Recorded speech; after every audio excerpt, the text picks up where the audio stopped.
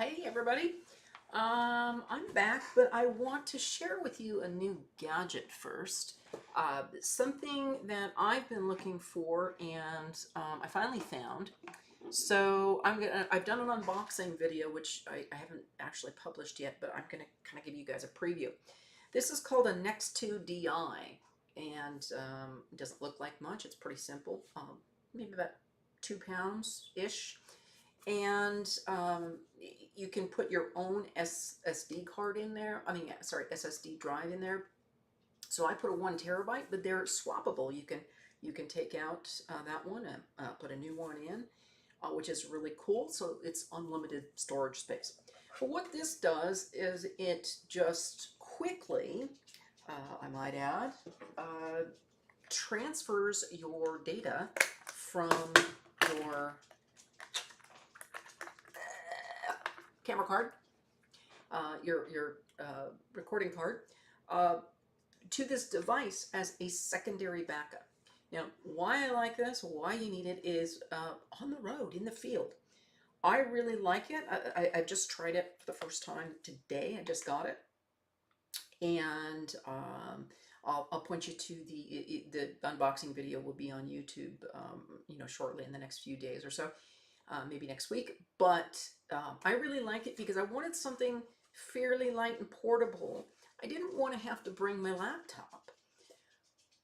I don't always like to take my laptop unless I need my laptop for some other reason. I don't edit on my laptop. So I didn't want to bring a laptop and an external drive and all these other things, which adds a lot of weight. You're already traveling, bringing, a lot of camera gear, which is weight enough. And you're limited in weight and pretty much anywhere you go in the world. So to alleviate that problem, I was looking for an all-in-one solution, and this is really the only one out there. There's another one called Narbox, which Gnarbox, Narbox, which is extremely expensive, and I don't think I like it as well. This one is made in Japan. It was shipped to me directly from Japan. I paid for it. It was not given to me free of charge. This is not a promotion. But I liked the compact and lightweight idea behind it, and as well as the fact that it's very simple to open up in the back and switch out SSD hard drives. So I've got a 1 terabyte that I put in there. Prices are coming way down. That was, I think I paid $100, $99. That kind of, and you can swap them and put another one in there. So I like the idea. So I will keep you posted on how well that goes. But for me, it's great in a situation where I don't really want to bring my laptop, which is most places. If I'm going for photography, I'm not going to be editing on my laptop. I want to bring it home and edit once I have got the photographs up into my Lightroom here. I use Lightroom Classic. I also do not use the one that goes onto the cloud. I don't like putting my stuff on the cloud for hacking reasons and all sorts of other stuff. I don't mind the cloud. I use the cloud a lot, but not for this. So anyway, I do not edit on my laptop because it is a small, lightweight Asus laptop that is really a work laptop for me, but I don't use it for this work. I use it for other things, and it's not great for editing. I don't like editing on a laptop. So enough said about that. That is my situation, and now let's go to Lightroom.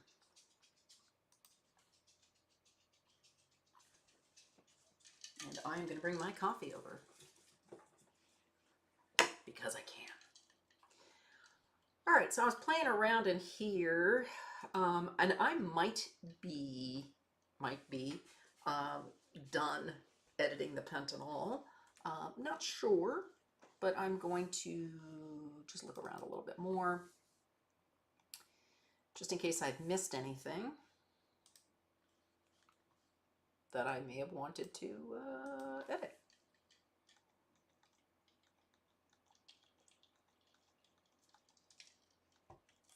So it's a good idea to go through it one more time, because I do have some birds in my wildlife checklist that it doesn't look like I really got, either I didn't get a good shot of it or I didn't get a shot at all. And, you know, maybe I was in a position where I didn't try and I just, you know, marked it off on my wildlife checklist. This is really a cool bird.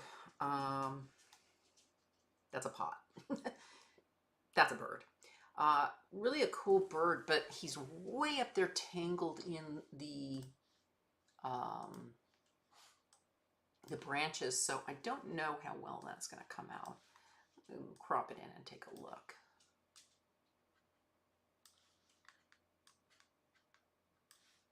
But I have a feeling, it's all right. But I mean, it's nothing special because he's really obscured by the branches. But I'm pretty sure this is, let me just grab my wildlife checklist. I'm pretty sure this one is something I have on another shot. That was 710. This is a hawk or a falcon.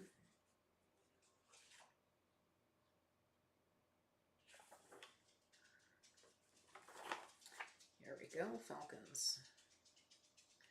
This is 710. So this is probably the yellow-headed caracara, which I already have a photograph of. So I'm not too worried about that. Oh, hey, before I go too much further, the photograph from yesterday,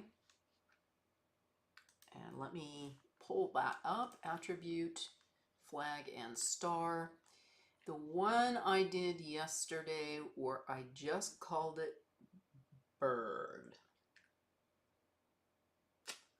And there were a couple I just called bird, but I actually knew what those were and have better other pictures of them. Let me find.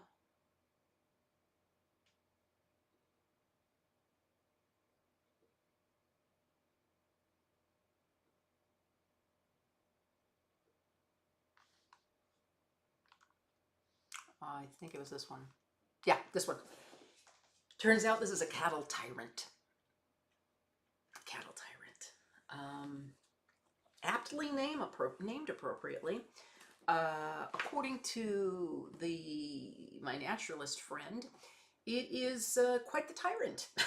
It actually is very bossy and has an attitude. So tyrant is an appropriate name. Pretty bird, really pretty bird, but they are really, really harassy. So I am going to export that with the proper name. Cattle tyrant. At the time I thought it was pretty funny, and now that it's really been explained to me, I'm thinking interesting, not undeserved. Oh, we'll keep that where it is. All right. Oh, that reminds me, let me go into this and, oh, let's make sure these are alphabetical by name, and the ones that are just saying bird. So this one that I did, this one actually was the ringed kingfisher, which I had a feeling it was. Bird 3 is the one I just told you about, the cattle tyrant. So I have now, there he is just below. So I can remove this one that says bird 3. Bird 2 was a Kokoi heron, which I already have a picture of as well. And that is right there,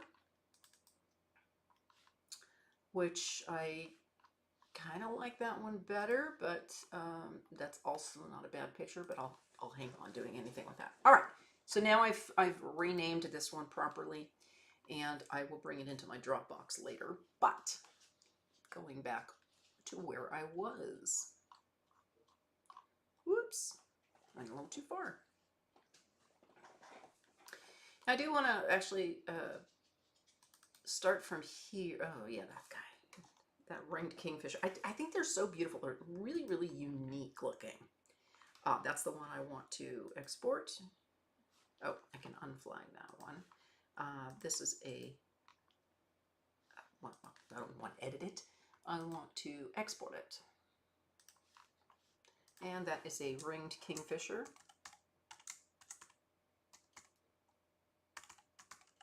In flight.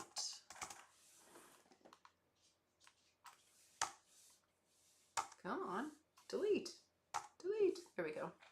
That was weird. All right, ringed kingfisher in flight. And I will do a white logo, right. Okay. Oh, actually, I can go back in to this again. And just get rid of bird 2. Because we have the ringed kingfisher. There's the ringed kingfisher normally. Normally, sitting on a branch. You know what I mean. And one in flight. So that's kind of fun. Okay. Now, back to this. So,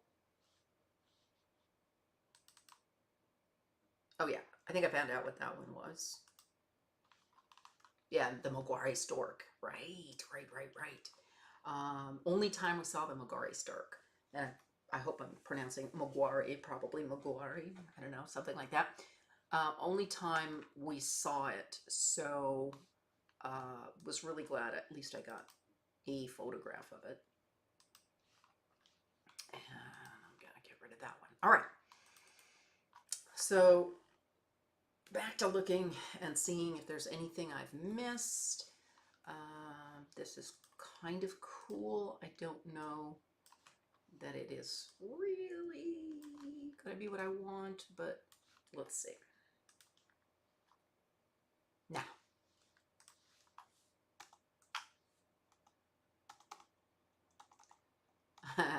the kitty. I got some of these. There we go. And the macaws. I can go past the macaws again. Yesterday, I told you, this is not a pet. Just want to, that nest there, that artificial nest tends to look like a pet box, a pet nest. It is not a pet. This is an artificial nest that was put up because the birds are actually in some areas losing their natural habitats where they make their nests. So in this particular area, in order to encourage them to come back, these artificial nests have been put up, but they are by no means being kept as pets. These birds just use them as nests.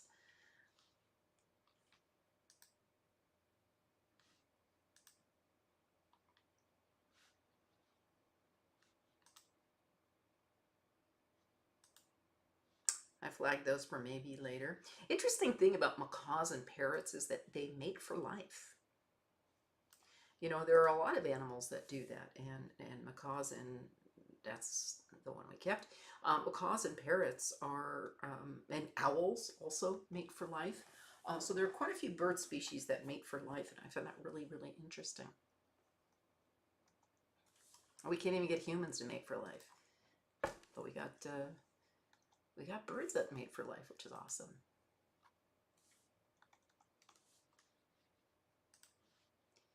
Oh yeah, that's our fun bird from yesterday. Isn't that a great hairdo? I just love that hair. It's just, I mean, look at it. It's just beautiful, beautiful curls, light curls on top. That is a good looking bird. That is a really good looking bird there. We have these already. These are Campo Flickers. Remember the name, Campo Flickers. We already have those. And fortunately, this beautiful little red bird was, I mean, that was it. That was the only shot I got. So, too far away. It was really far away. And I don't think we're going to be able to do anything with that. That is, I think that's the vermilion flycatcher. but I can't see being able to do anything with them, but let me try. Let me try sharp, see what happens. I love the webs on the tree as well, which I didn't see until I saw this photograph, because, or the last few photographs, because I was very far away from this bird. And of course, if you got any closer, the bird would fly away. So I did not notice all the webs on these tree branches as well. So I thought that was kind of cool.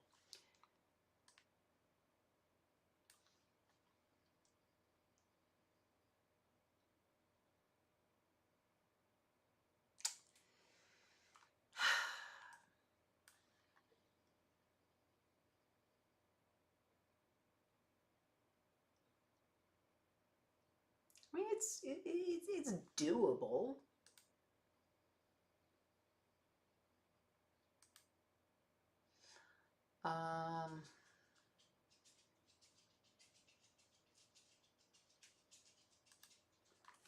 Let's try too soft, very blurry.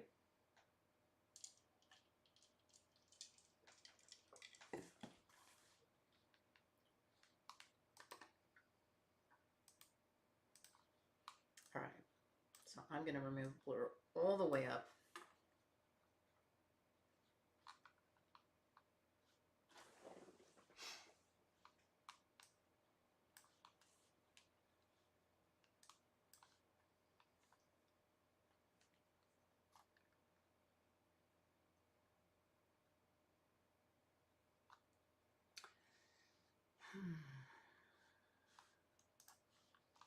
I'll apply it.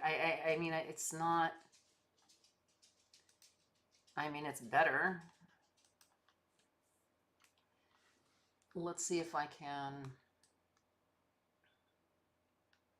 help it out a little bit.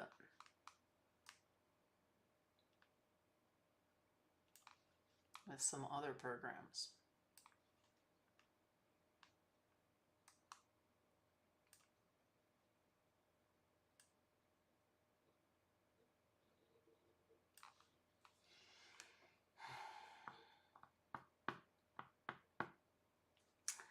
It's just meh.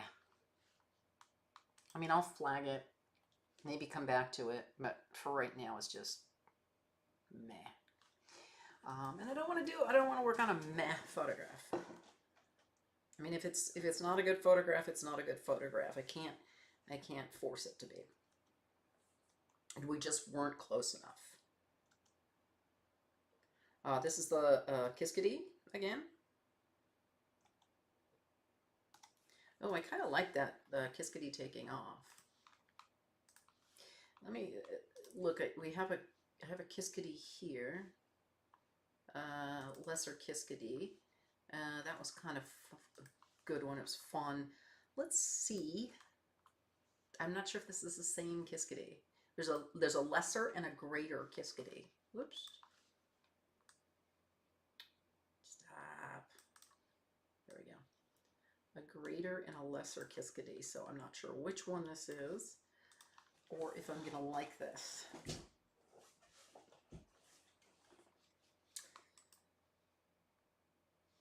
Take it into a sharp pen. We'll see if it can work magic. Yeah.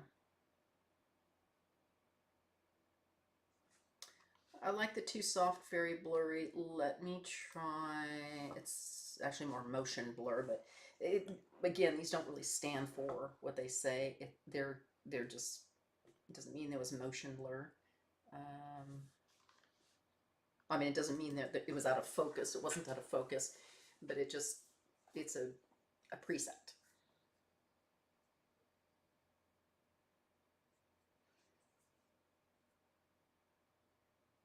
Yeah, all right, this isn't bad, actually.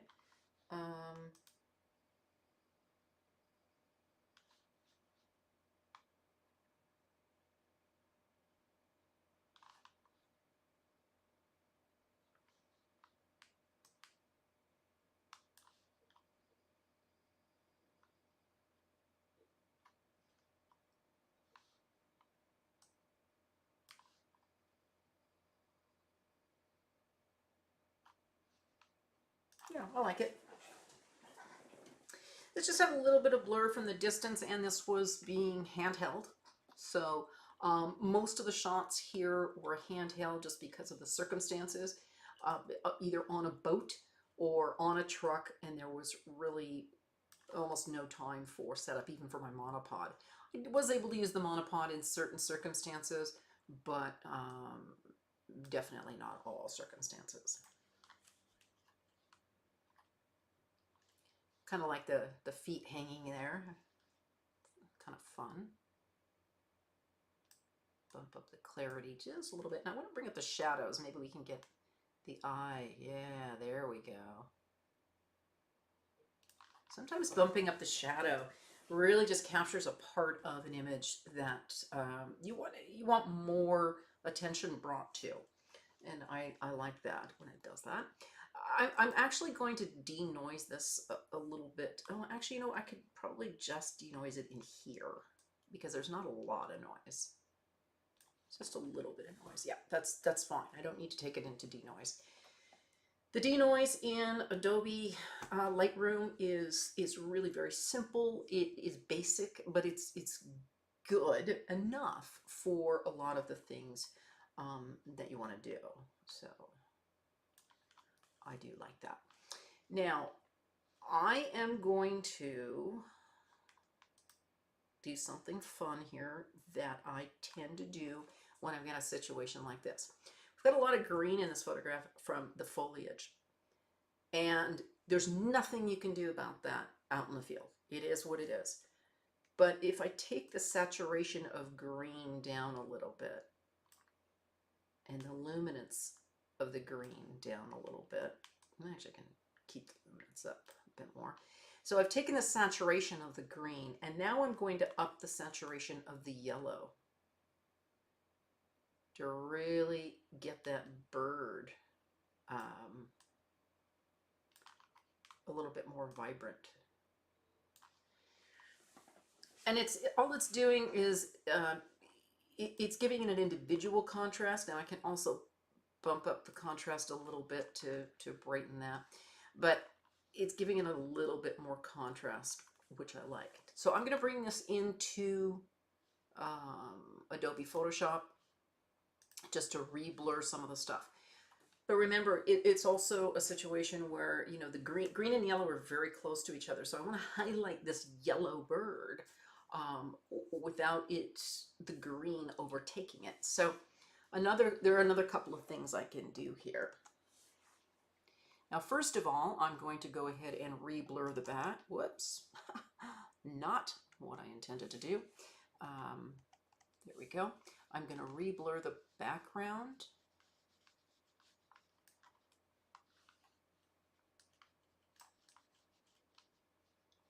Being careful not to blur anything in the foreground.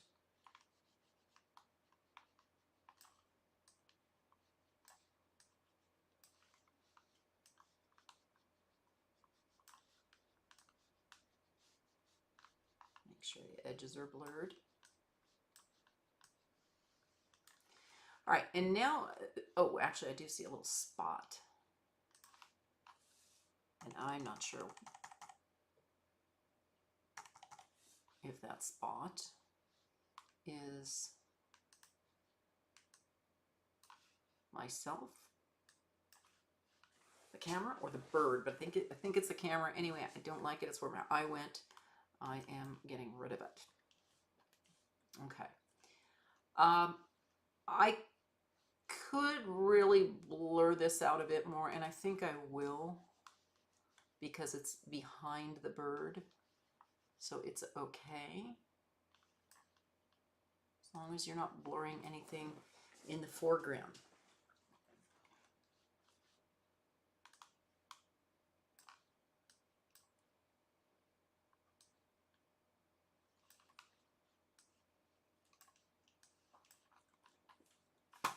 And you know what? Actually, this is behind the bird too, so I can blur this a little bit more.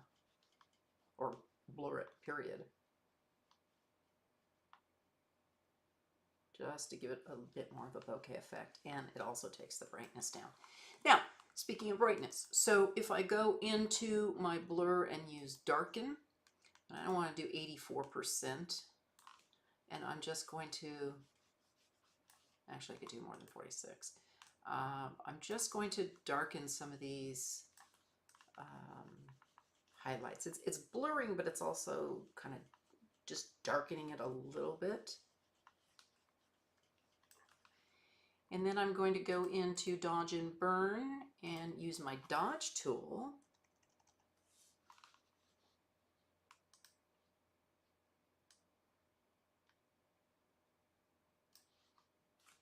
Use the Dodge tool and just midtones.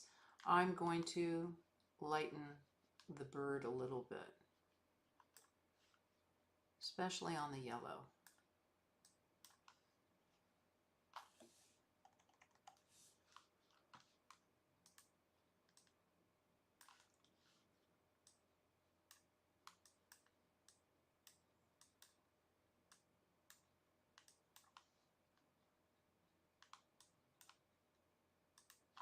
Oops, don't like that one.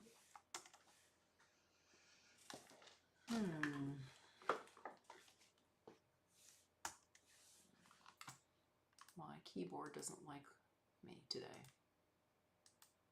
Okay, make that a little bit bigger. Oh, there it goes. Ah, it started to work again. Very temperamental keyboard. Not sure what's going on there. So I just want to lighten that a little bit.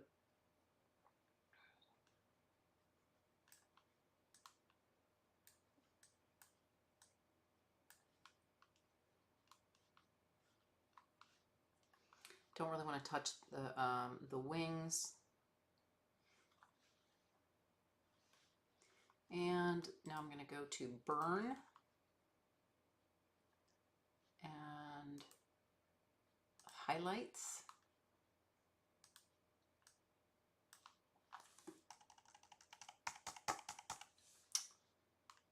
Keyboard trouble.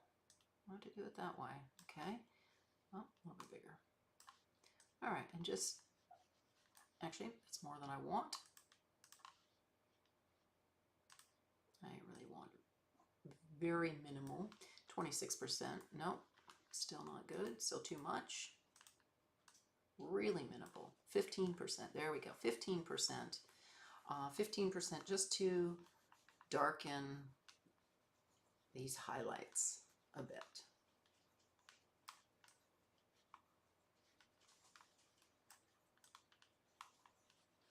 Things that are too bright in the background. Just to bring the bird a little clearer forward.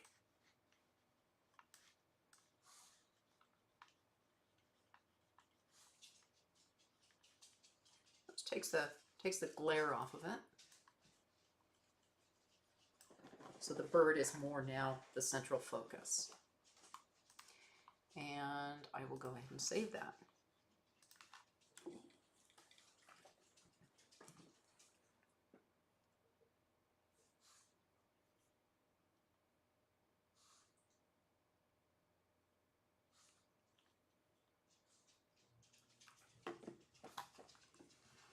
All right, still have a little bit of noise there, not a lot. I'm gonna reduce noise there a little bit.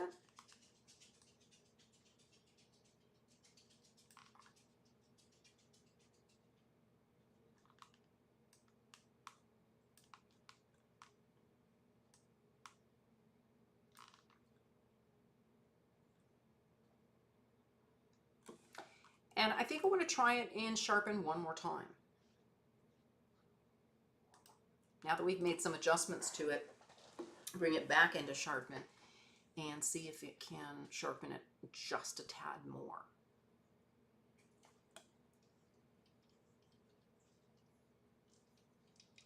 Just so we can get the texture of the feathers. I almost said fur. The texture of the feathers. Birds with fur, that's kind of wild. That's a bit too much. Actually, I'm just going to click on standard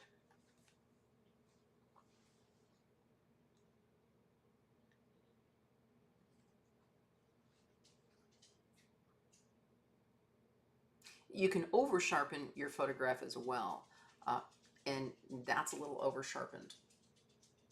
I wonder if I can just remove. No, okay, let's do.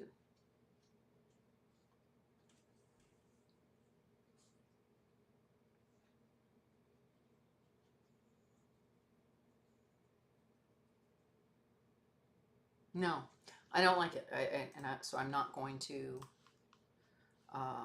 go with that.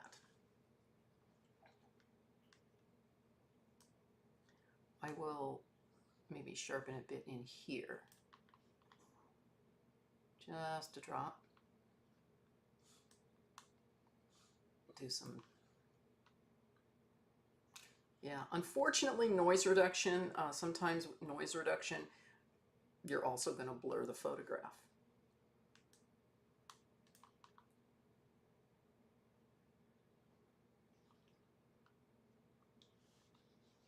And I can actually crop that just a bit more, so we're really seeing the bird. All right, so this is a Kiskadee.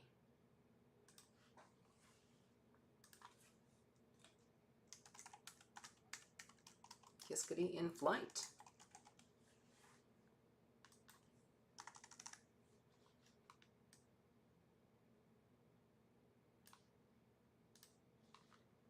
And it's good. All right.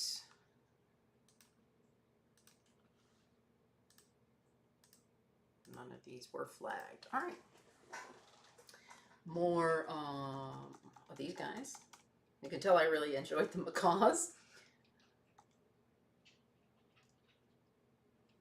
Still love that bird. Blue-headed parrot. Just exquisite.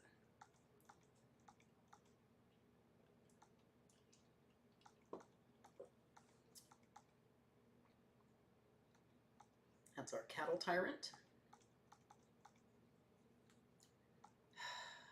Love this bird, but it's looking away from me. Makes me sad. Makes me really, really sad.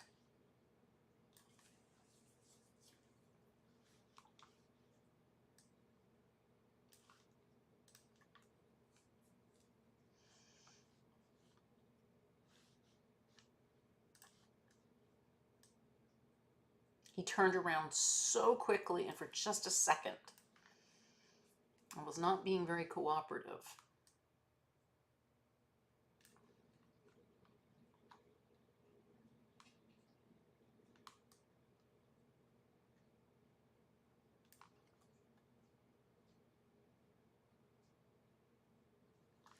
Yeah, I mean it's there. It's more for me, I think, than anything else. You can see he finally turned around, and it was really for a brief second before he turned back around. Was not cooperating. A brief couple of seconds.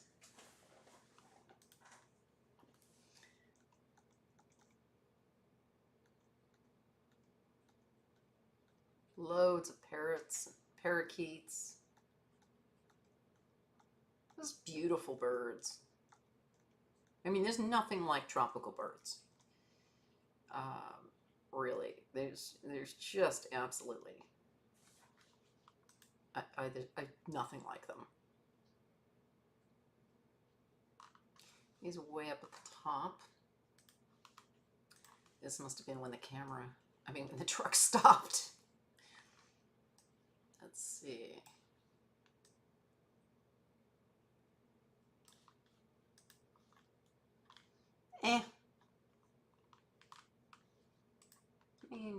Maybe. Let's see.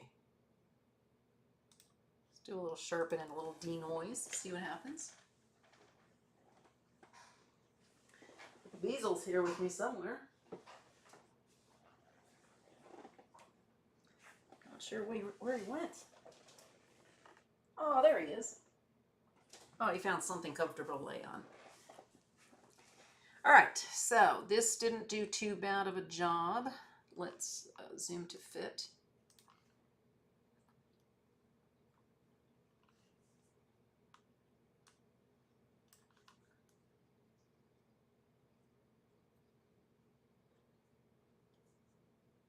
Ooh.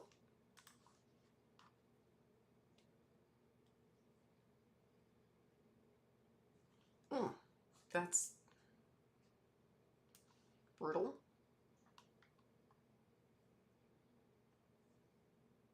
Still too much. Really just minor amount. No. I'm going to try motion blur normal.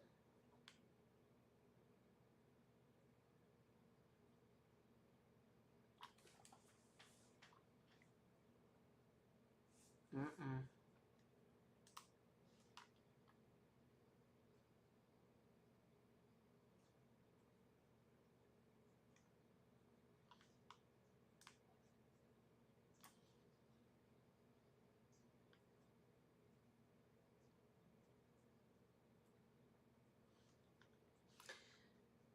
No. I'm going to do it a different way. I'm going to take it into denoise first. The sharpen has a little bit of a denoise feature in it. I really like, and denoise has a sharpen feature in it, but I really like using the standalone features.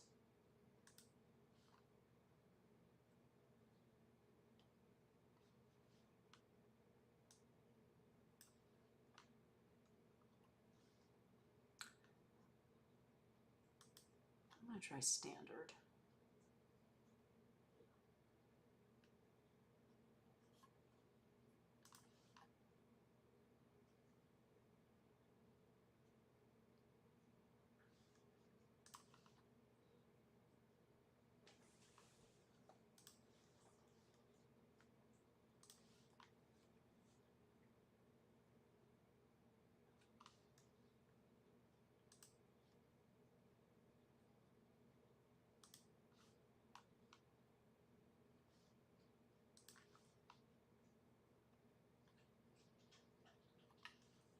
No. I don't like the photograph. Moving on.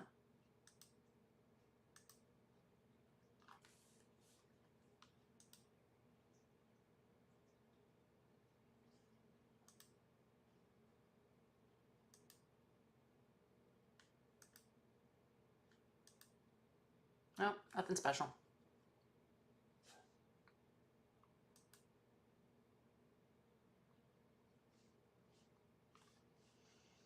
These are a little better.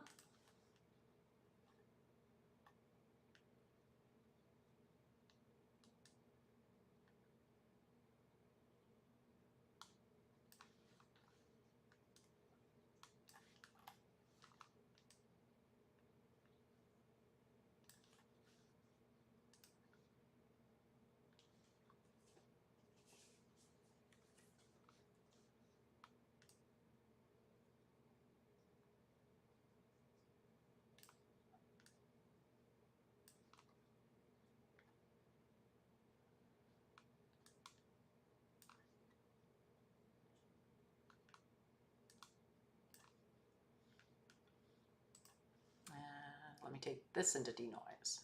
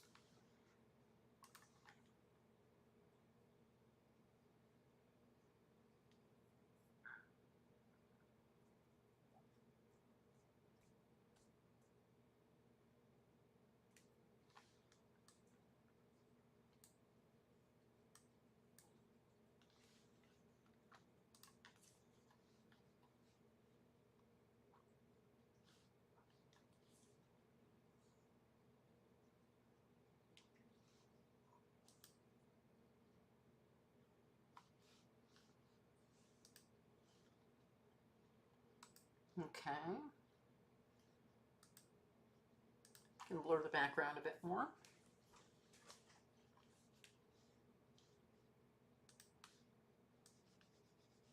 Whoops. Oh, I need to put that on normal. I forgot I had it on darken.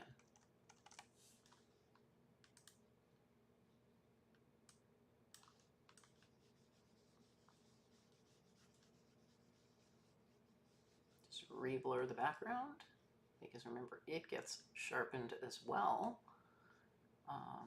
if you're not masking or doing anything like that.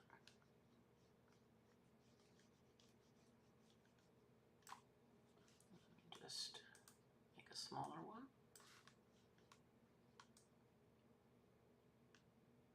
So I can get in here into the detail.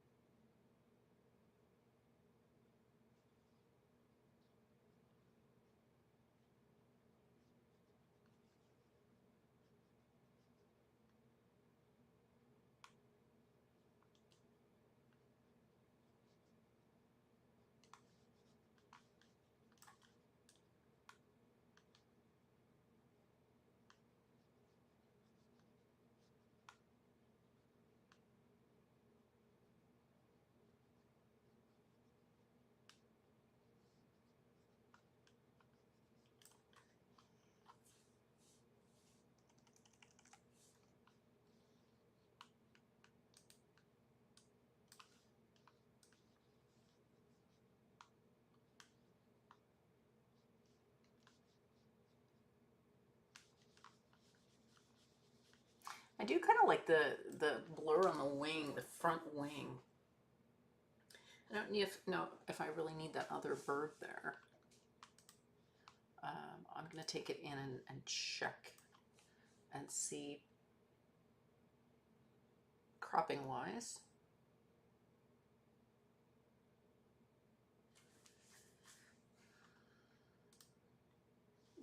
You know what? Got some spots.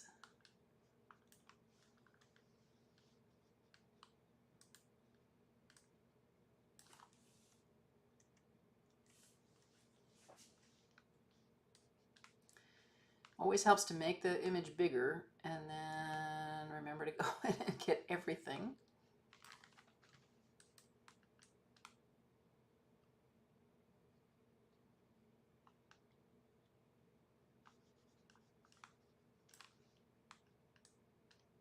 Only by making the image bigger and doing the details are you going to remember and notice if there's something that needs to be done.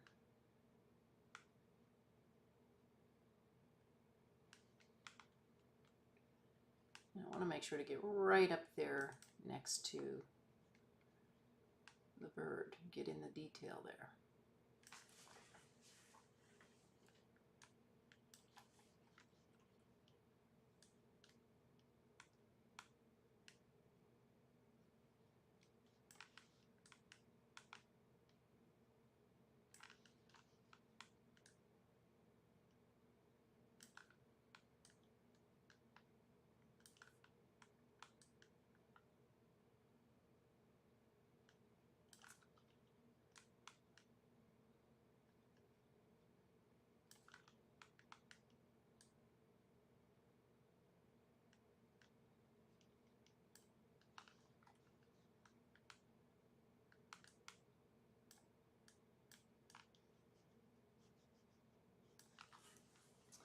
All right.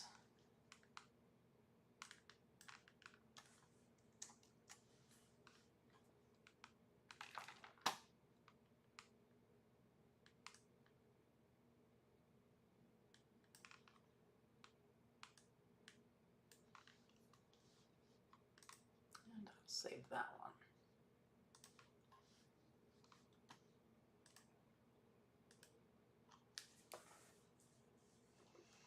There we go. That's better. Now, I'm going to go ahead and crop this because while that bird is nice, I think I'm really just wanting to focus on this bird in flight and see how it looks.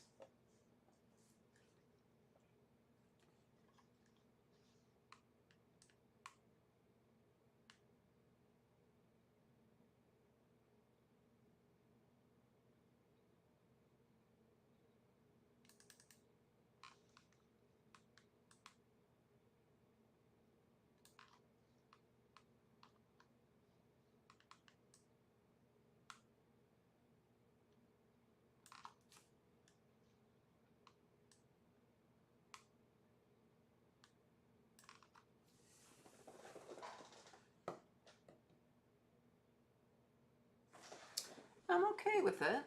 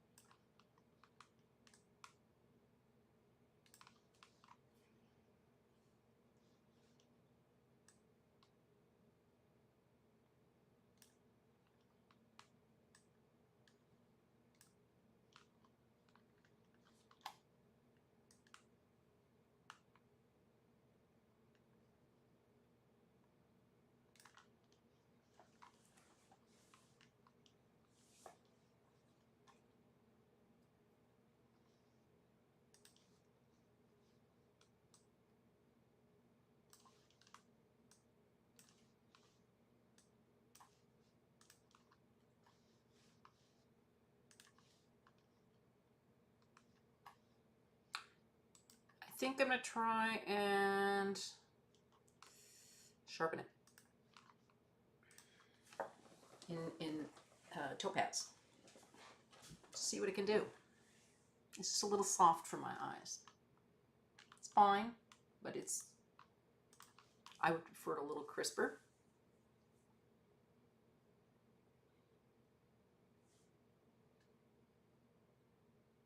Not that crisp. Let's just do too soft and normal.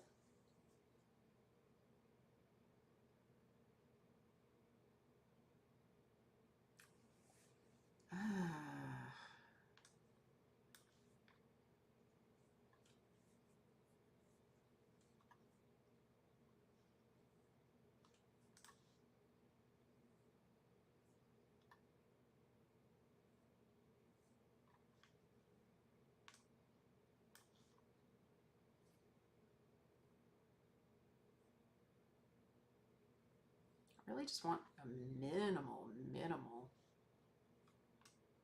sharpening, if at all.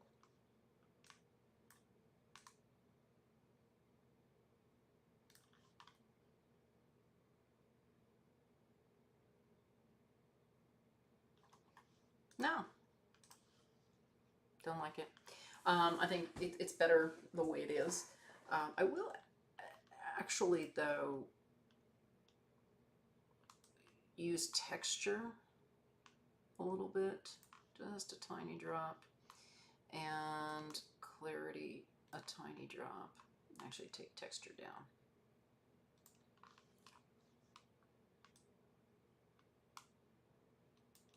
And then reduce a little bit of noise that way as well.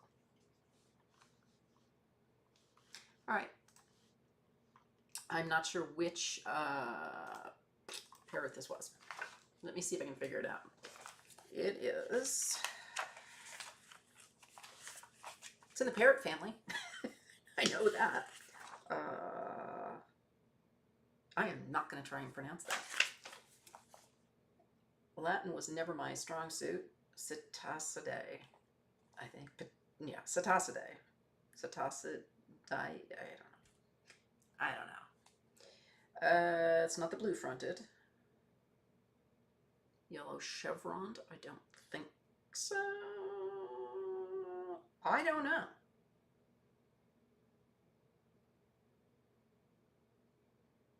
It's not the blue-crowned, I don't think.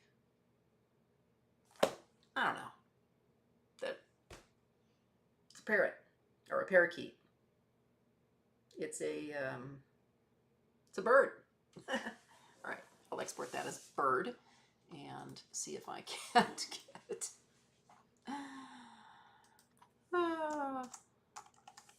My.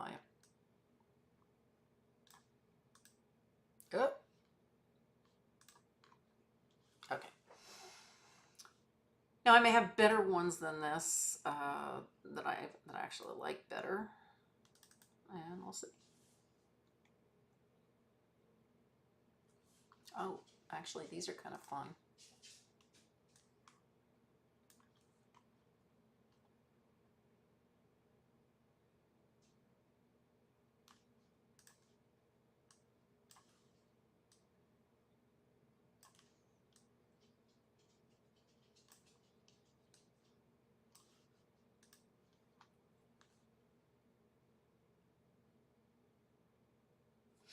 possibility.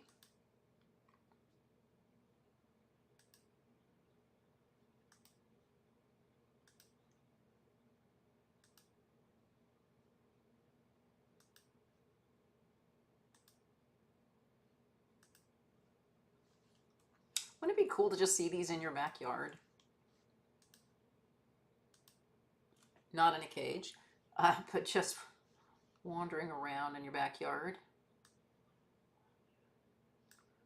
I think it would be so cool. I mean, we've got beautiful birds here too, but I mean, you know, you always like what you don't have, right?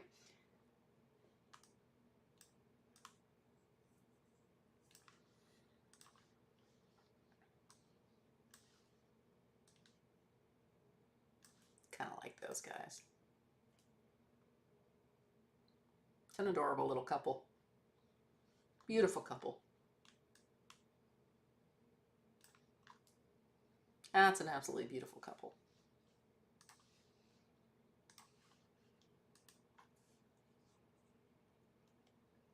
Let's see, I did that one. Yeah.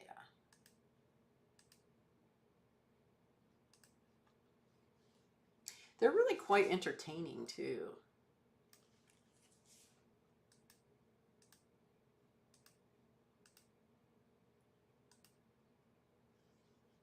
All right, let me go back to this one. I'll play with this one for a little bit.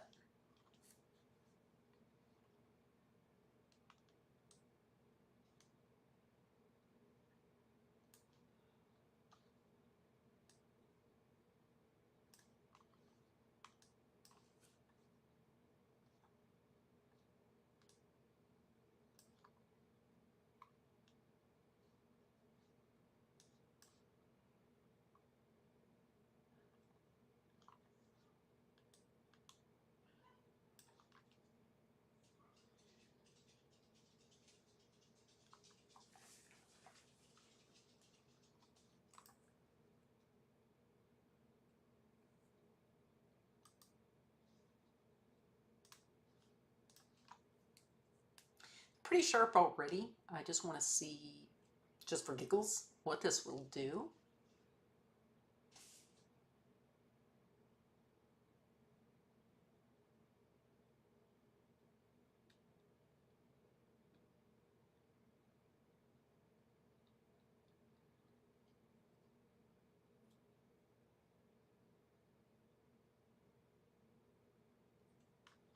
See if it did anything. Not really.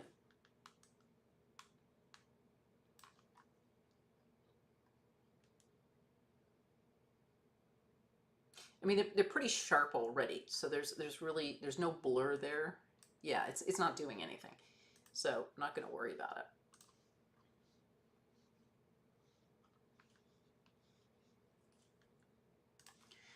One thing that is bothering me is the leaves in the front.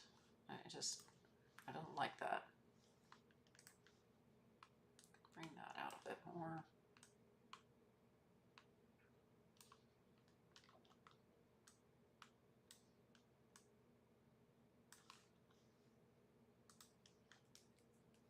That's better. Now I am going to bring it into Photoshop just to re-blur that background because I did sharpen it a little bit, just a hair, in Lightroom. So I'll re-blur that background. Gets rid of the noise. It blurs it up a bit more. Remember to do the edges. And I'm going to make this bigger. Whoa, a little too big. Maybe not.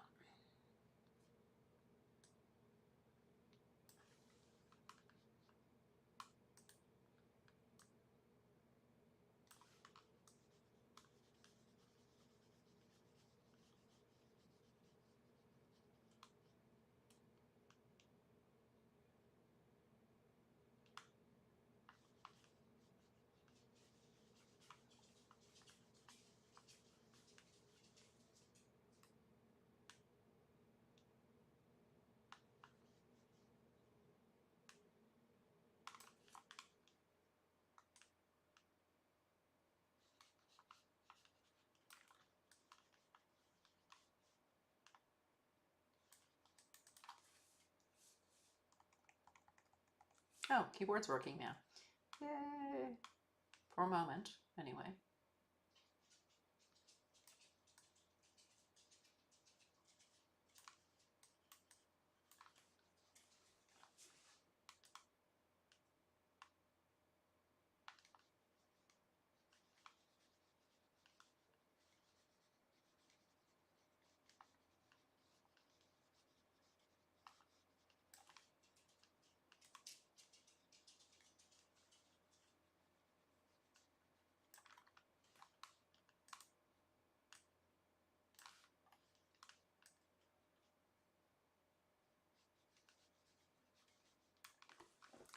And this might be too much blur. I'm not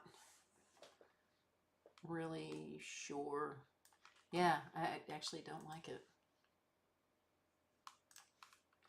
Let me go back to Lightroom. I'm gonna bring it back in. I could have just done Control Z or undo edits, but this was easier. Oh, the keyboard's working now. I don't know what's going on.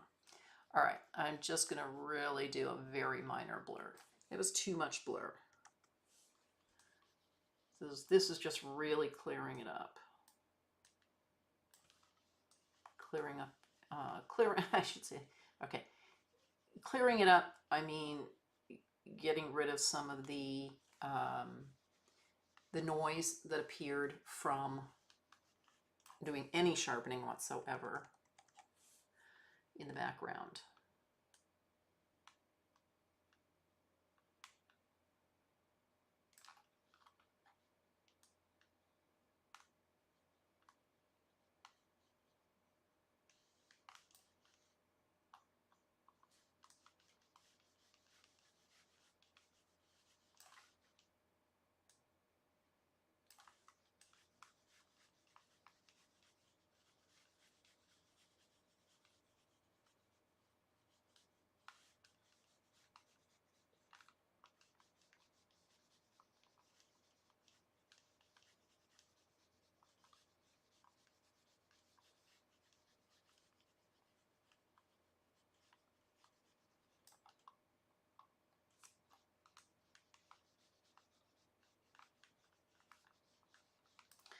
And again, we start to get a little tighter in on the bird. I'm going to have to make that much smaller for the details.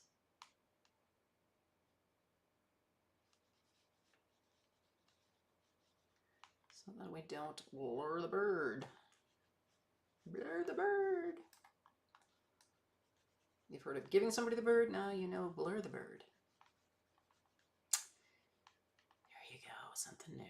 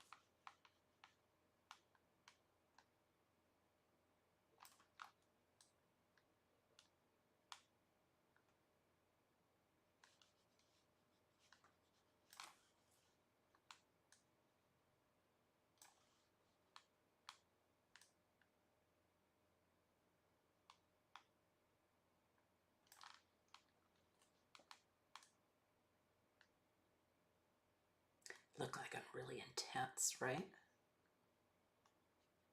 Super intense. Okay, let's see. And then we can also do the sharpen tool here if we wanted to, but that doesn't look good. Actually, I had it too high. Let's do normal and bring it way down.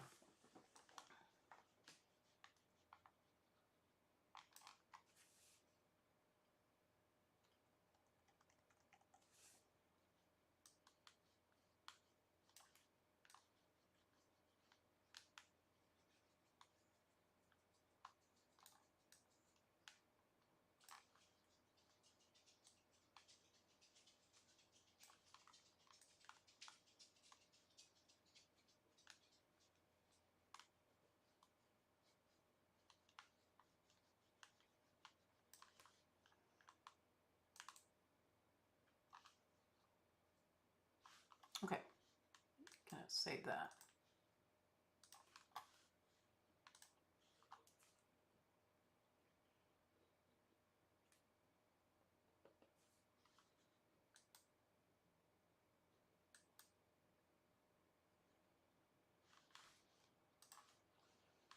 Get rid of that flag. Get rid of that flag. And keep that flag. All right. So I can, now that bringing it back into Lightroom, all the radio buttons are back to square one, all the tabs. So I could actually denoise this a little bit more.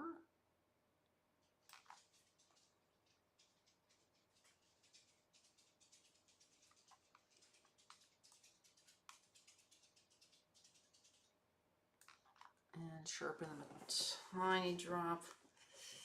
Gotta be careful it doesn't make them look cartoonish.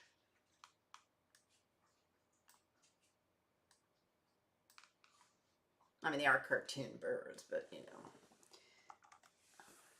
And I think that looks better. All right, I will go ahead and save this beautiful little couple. And I'm gonna name it Bird 3.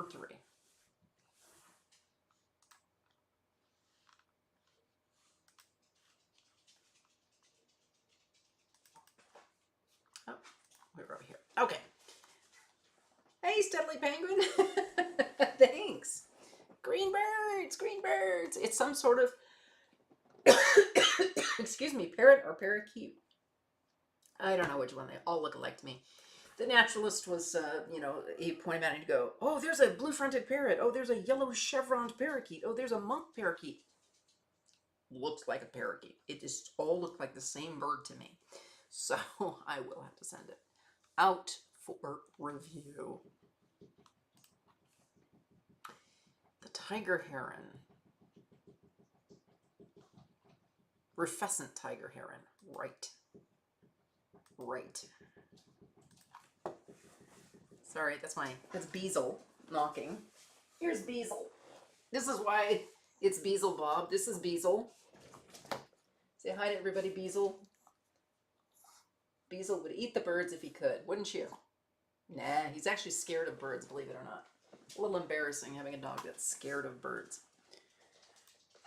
But he's just a little fella, so that's okay.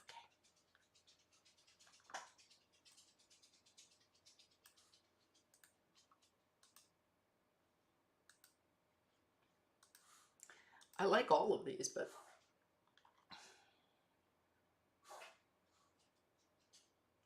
I think that is still the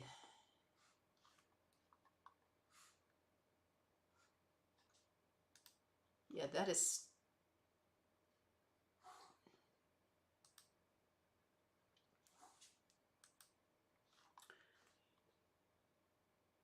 oh no, I didn't ask what this one was. Okay, never mind. I digress. These caiman are everywhere. They're small. They're not big like the black caiman of the Amazon, but still just as scary as far as I am concerned. I wish I had been able to get a clearer shot of this guy. It was so fast.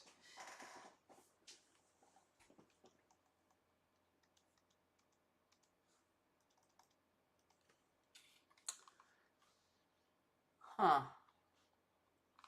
Not sure what this one is.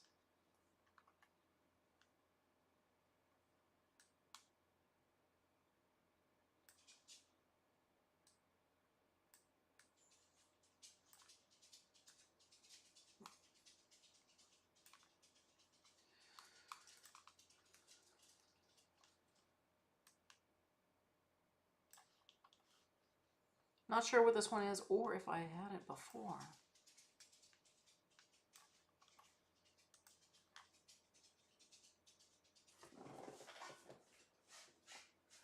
Why do I think think this is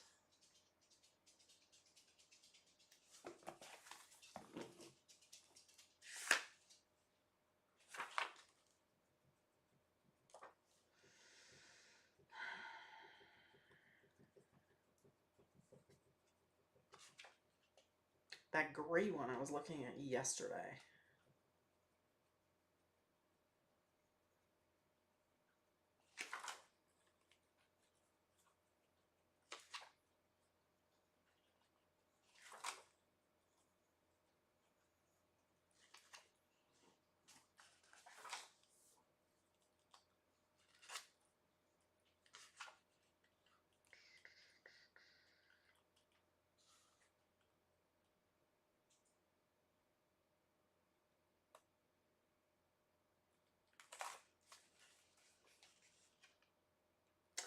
Well, before I do that, I have one that's a yellow-billed cardinal that I said I put on my phone. Let me see.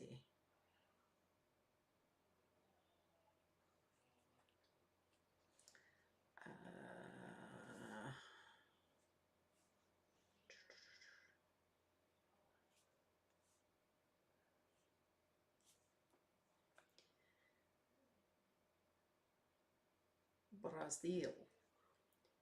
Yellow-billed cardinal. Did I know?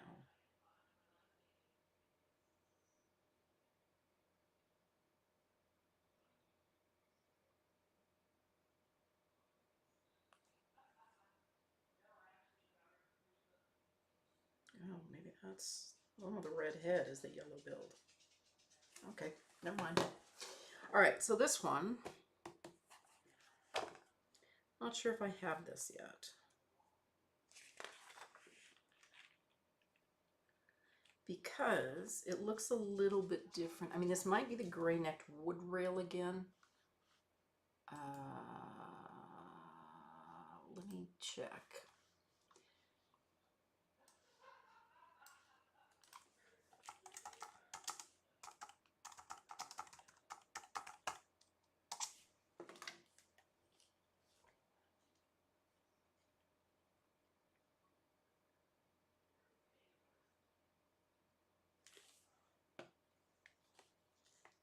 No, not that.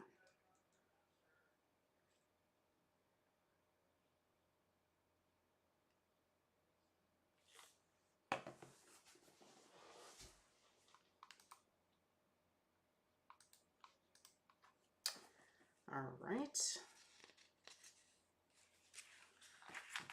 He looks familiar.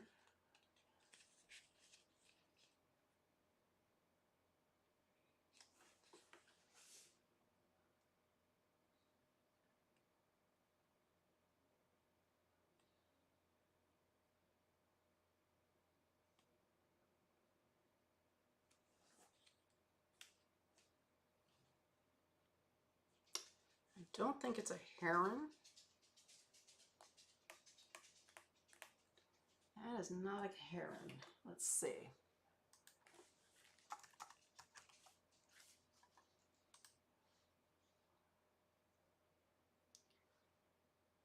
No. Okay. Sometimes the herons, like, you know, squeeze their necks down. Little blue heron. This might be the little blue heron.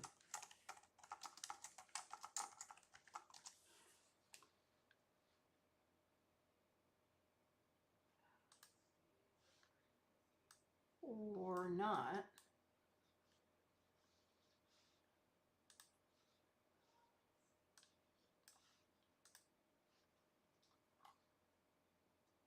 No, it is not.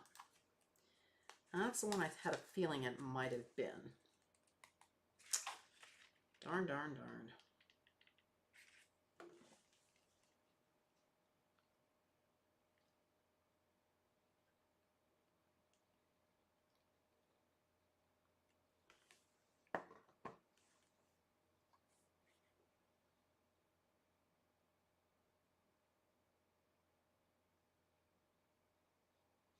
Not a clue. Undulated tinamou. I'm just curious.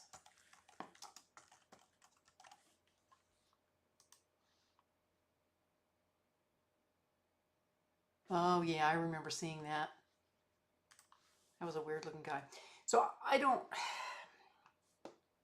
remember what this one is, but I do like this view.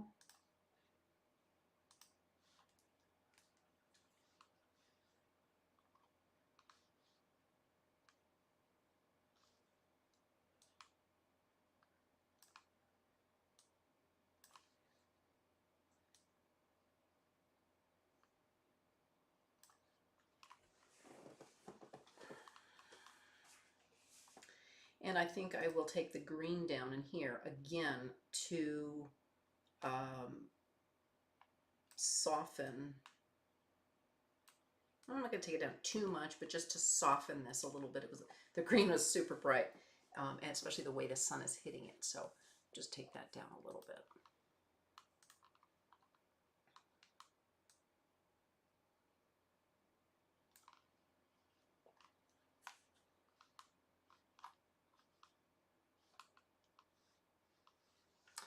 Bird 4, because I don't know.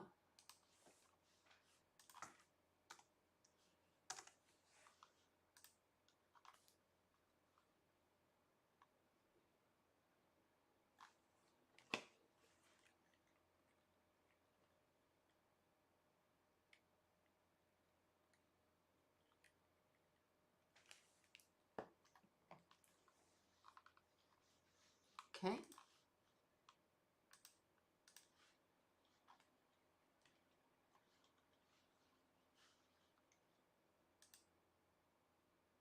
Got that one already.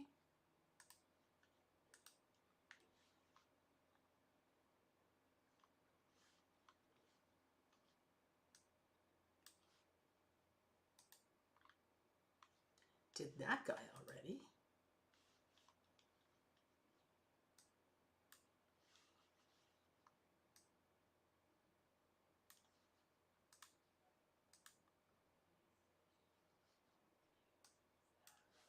Okay, so I think I'm gonna go to back to the Galapagos, because there were some there that I did not finish, Galapagos and Amazon.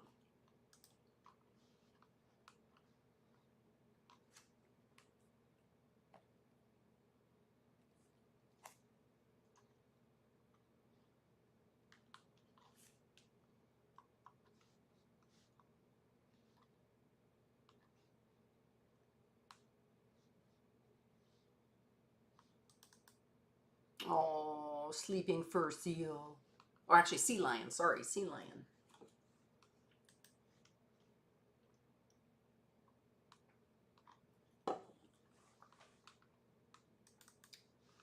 Isn't that the cutest little baby?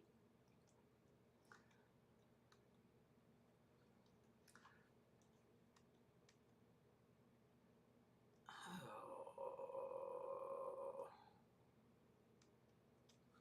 Yeah, I don't know if I did this one or not, or one like it. Oh, and maybe I have, hold on. That's a family, a mom, a dad, and a little baby.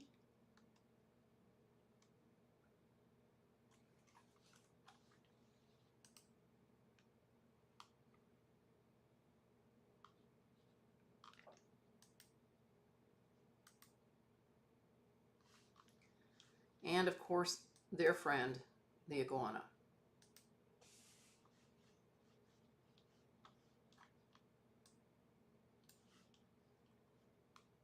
Your friend and mine, the marine iguana.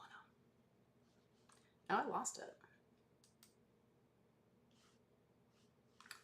Oh, that's a bummer. Let's do it this way.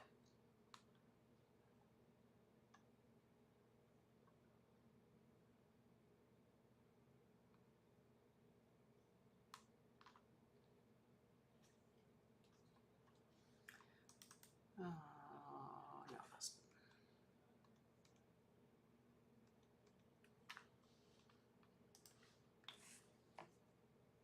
All right.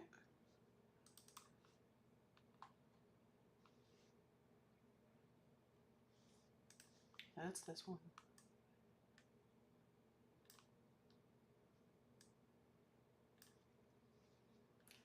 I don't know if I'm going to like this one, which is probably why I didn't work on it already.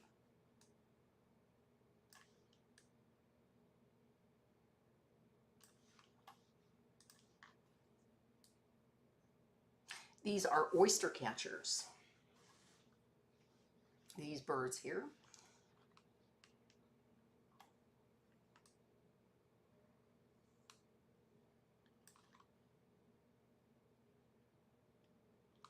Sitting with their friend the marine iguana.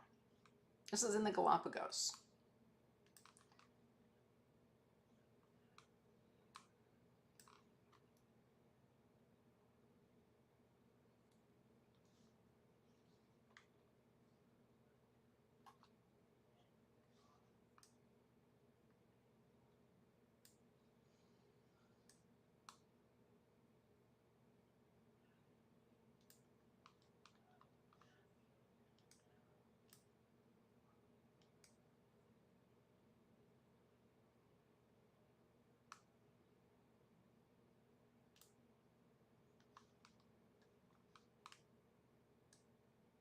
I'm going to bring the saturation down a little bit. Those beaks are really popping. I don't necessarily want them quite that vibrant. I mean, they are vibrant, but I actually have to take that down a little bit because it's almost looking phony, which is odd, but there you go. I like the juxtaposition of the marine iguana and these birds, completely uninterested in each other. You would think one of them, the marine iguana at the very least, would, you know, be scary to these birds. Neither one of them care. That's what makes the Galapagos a really interesting place, is they just don't care. They really don't. The animals are, I don't know, I don't know how to explain it. They're incredibly docile and not afraid of things, which is, you know, really foreign to us as humans, that animals are not afraid. There you go.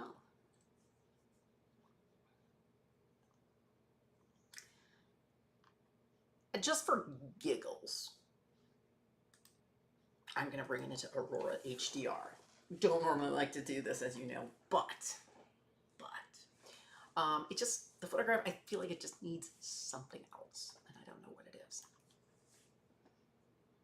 So let's see if adding a bit of dimension to it is going to work. So that's the original as shot.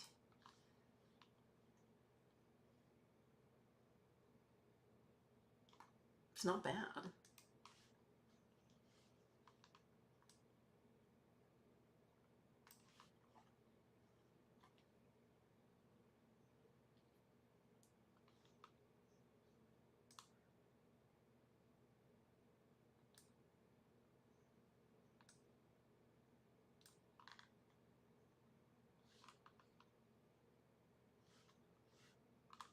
I actually think I like it.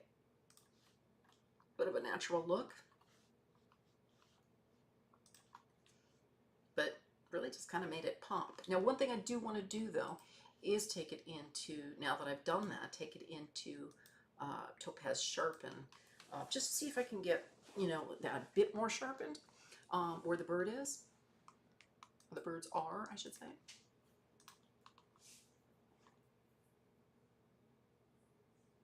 I think the birds are a little too soft here.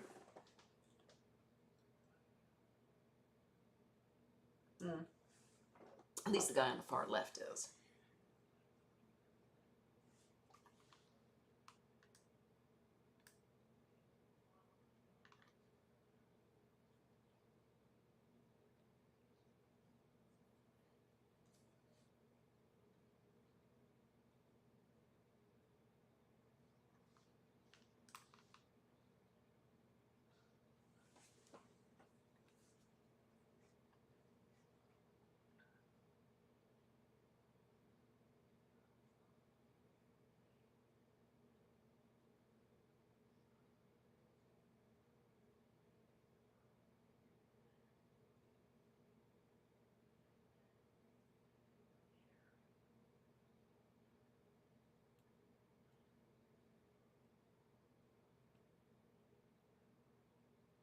Hmm.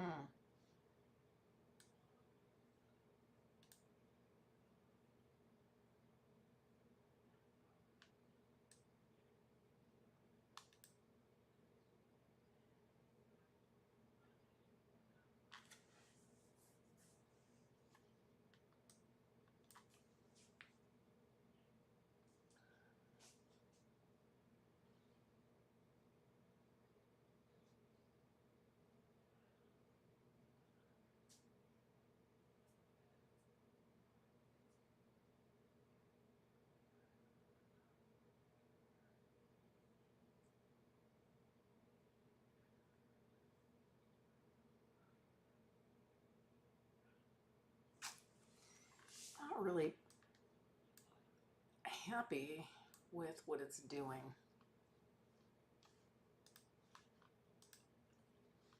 Not at all.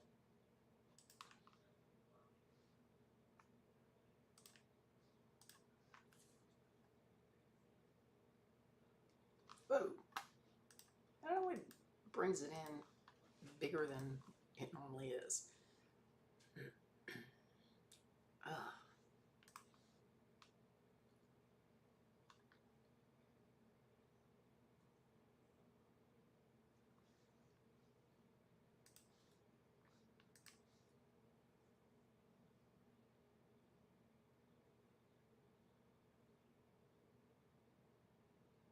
I may have changed my mind on the HDR. Yeah, I have. All right, so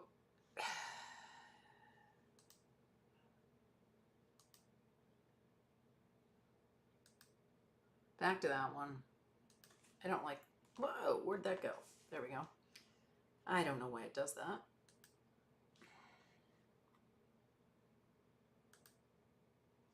Don't like any of those. Gonna get rid of them. Don't like what the HDR did. All right, it was an experiment. Trial and error sometimes.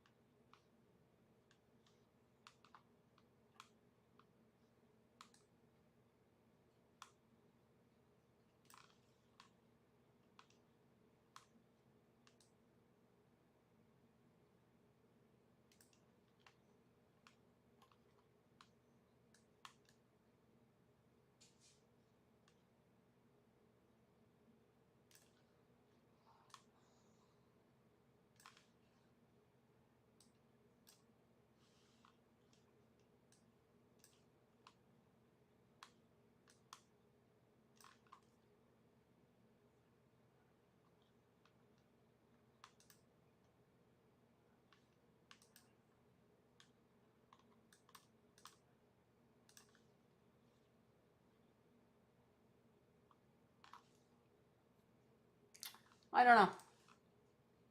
I'll put a flag on it. Think about it.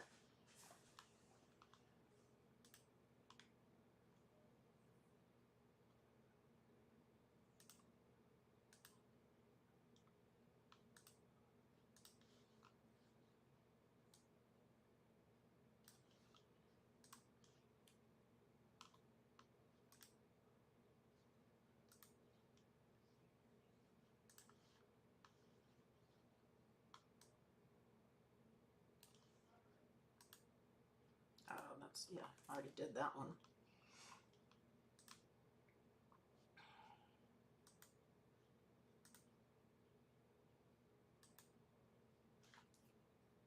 This guy's just sunning himself, chilling out.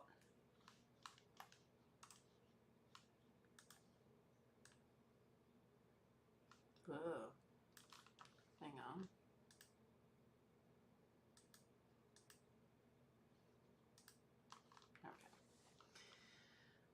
Okay. Chilling out, hanging in there, getting some sun,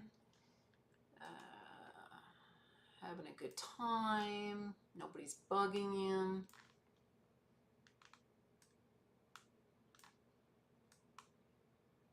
Except me with my camera.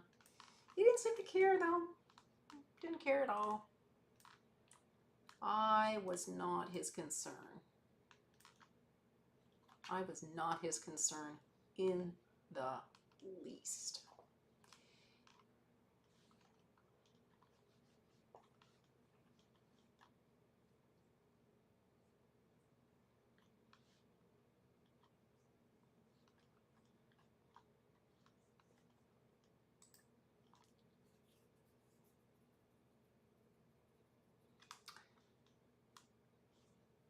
Just for giggles, again,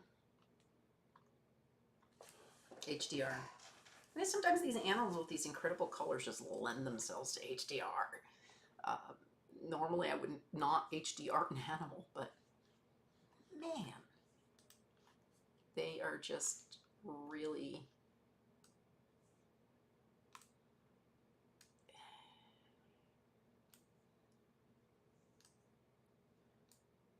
Yeah, it really brings out the head, the colors in the head very nicely. I must say, I'll take that down a little bit. That does a little bit too much. I can actually bring the highlights down too. Bring the highlights way down.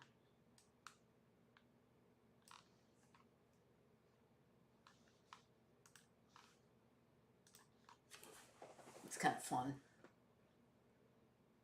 Yeah, it just really brought this part of the head out a little bit more. That's before, and that's after. I just really like that. Okay. Actually, that's the correct one. Yeah, that's the correct one. Oops, where did it go? Why does it do that to me? Puts it in the front for a second. All right. No, that's the right one.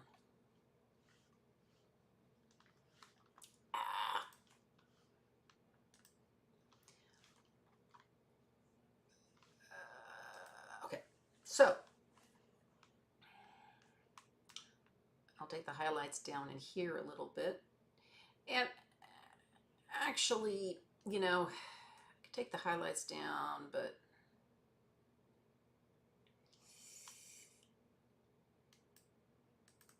you know what? I think I'm actually going to bring it into Photoshop. I don't like that glare there. So going to use the burn tool on highlights and just darken that a little bit, maybe even a hair more.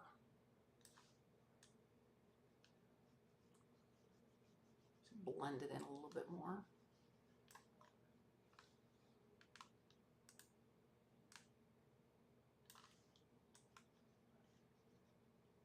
Ooh, don't like that. Midtones. There we go. Midtones.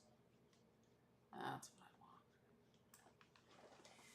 want. And just to be goofy, I'm also going to get rid of that shadow line, which did not work the way I wanted it to. All right, have to do it little piece by little piece. Nope.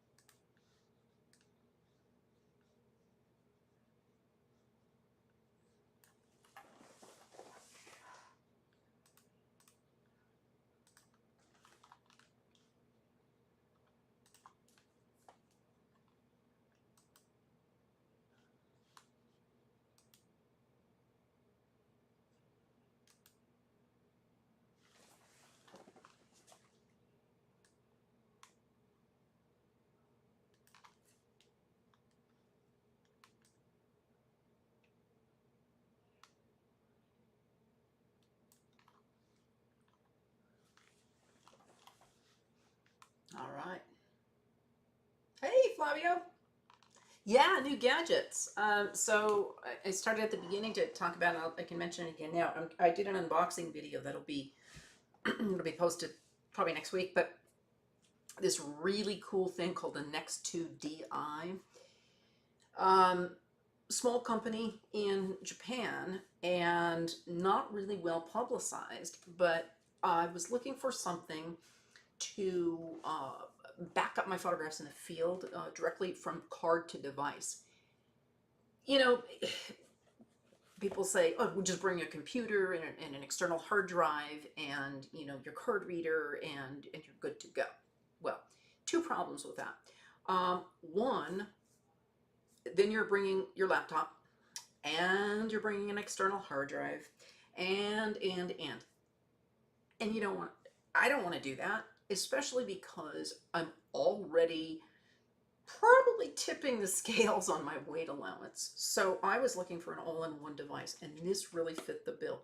I'm not sponsored by them, not paid by them in any way, but this Next 2 DI seems to fit the bill. Just got it today, and it it's got a place for cards directly in it, but for the XQD and the CF Express, you just hook it in the bottom, and it will copy your raw files and keep them in raw. So yeah, it's super nice. So they don't publicize very well. I had to really go digging for this and actually had to get it shipped from Japan. So I'm in contact with the company about not being a distributor, but being maybe a promoter of the product, because I think it really is a good product for photographers in the field. And one of the best parts about it, forgot almost the key thing. One of the best parts about it is it opens up relatively easy. It doesn't come with the hard drive, but it opens up relatively easy, and you just by unscrewing the back, and you don't need a screwdriver or anything, just like a coin, and you can swap out the SSD hard drives. So right now I have a 1 terabyte in there. You can, you know, take, once it's full, take it out, put another one in there. I don't then erase my stuff. I you know, keep my cards as well, but it's just a really good extra backup, especially if you're going, you know, some of the places I go to, Antarctica in November, which I'm not probably ever going to go back to. You definitely don't want to lose any photographs, so it's just an extra backup. Yes, Flavio, exactly, which is 100% where I got the idea. Now, I have a feeling it is the same company. If not, because they've had several different iterations of this, if it's not the same company, it was somebody doing a similar thing. But I remember a very good friend of mine, the guy that shoots Canon, we always argue about it. He was from South Africa, and he showed me a similar device many years ago, and that's where I got the idea. So I have a feeling it's the same company, but I don't know for sure. And I don't know, it's super simple to use too. I mean, I didn't even have to look at the instructions. That's how simple this thing was to use right out of the box. And it apparently holds the battery for a very long time as well. Rechargeable and what have you. But I love the fact that, and I don't think my friends could do it, the older version, but this, you buy the box separately, and I think I paid around $430 or something for it, maybe a little more, maybe a little bit less. And the SSD drive is separate, but SSD drives have come so far down in price now. I got a Samsung EVA 1 terabyte for $99 US. So, and the beauty is you can, you know, swap them out and you know, add more space. So it's completely expandable, which is really an amazing thing. And it only weighs like 2 pounds. Hey, Master Sauce from Scotland. Welcome, Scotland. Thanks for joining. Oh, absolutely. I'll definitely post the link and let everybody know too. So not to worry, I do appreciate that. I'm still checking out that Nightbot app you sent me as well. Welcome, welcome. So this is a marine iguana, fun guy. They're just incredibly beautiful. and harmless. They're you know they're not nipping at anybody. You can get right up close, as I was. Yeah, this is back in the Galapagos, and sunning himself, not a care in the world, doesn't have any natural predators, just kicking it, and so beautiful. I mean, look at those colors. That's natural. Crazy. So I am going to export this little guy, and that is marine iguana. And oh, I need to choose a different folder.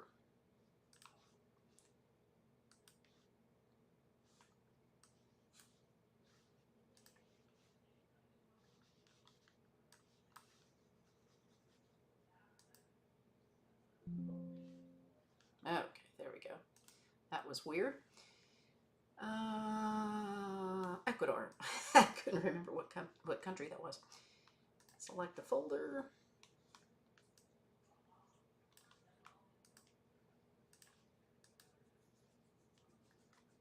And he's good to go.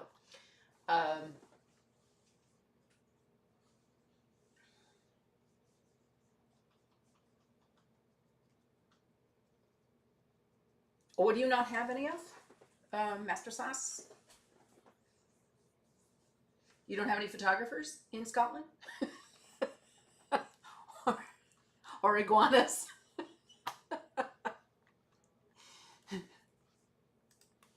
I know you don't have iguanas. I'm pretty sure you have photographers.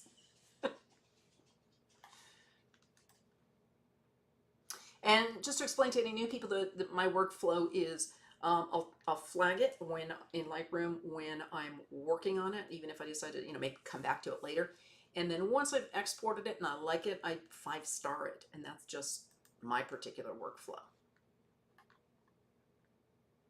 Yeah, I knew. I'm pretty sure he meant the iguana, or she meant the iguana. They meant the iguana. Yeah. I just thought I'd give Master Sauce a hard time.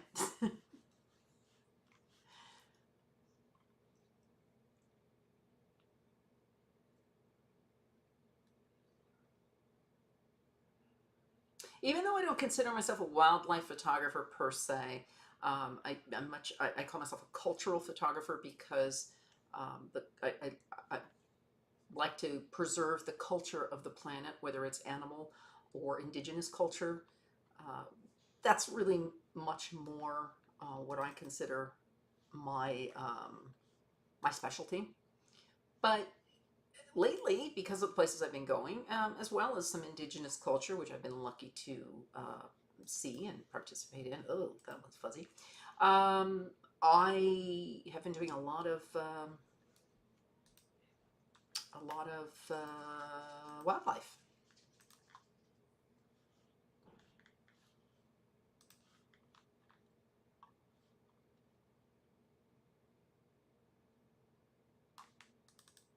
Yeah, this was crazy. The guy just clapped his hand and they all dispersed. These are Sally Lightfoot crabs.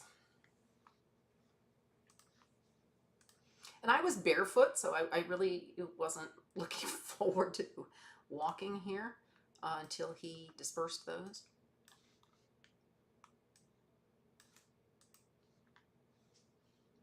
They were just everywhere.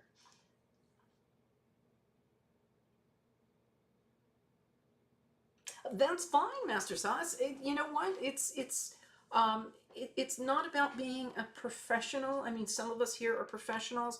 It's about having a passion and loving it and just enjoying it. That's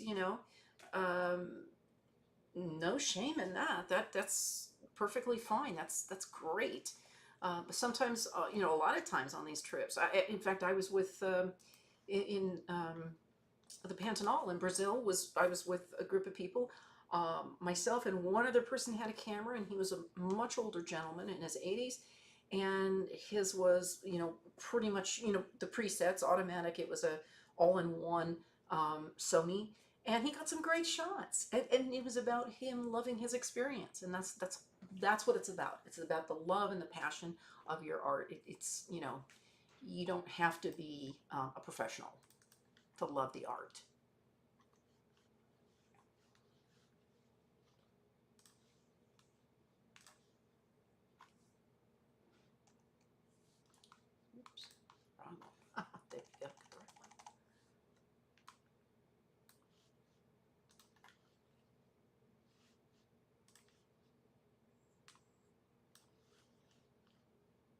I mean, I always say I'm fascinated by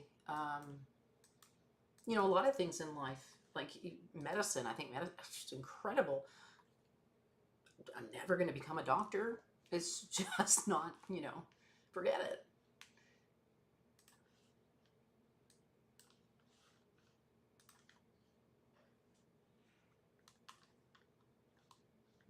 Okay. I'm going to dehaze this.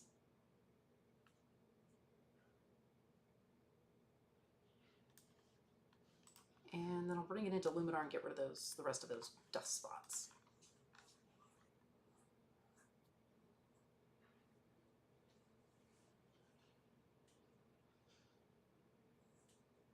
Oh, absolutely, Master Sauce. I mean, that's one of the reasons I do this, and I know Flavio as well.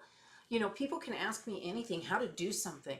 I'm so happy to share because, you know, we all have a passion for it. That's why we love it.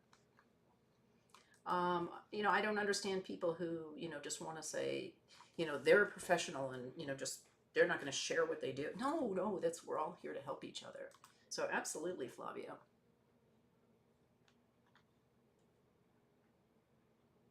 Let's see if the removing dust spots really does its stuff.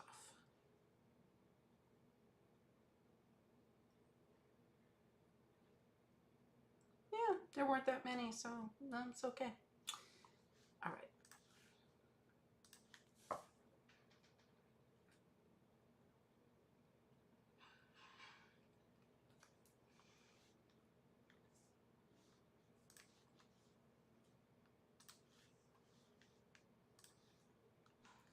And this is just kind of a fun one for me.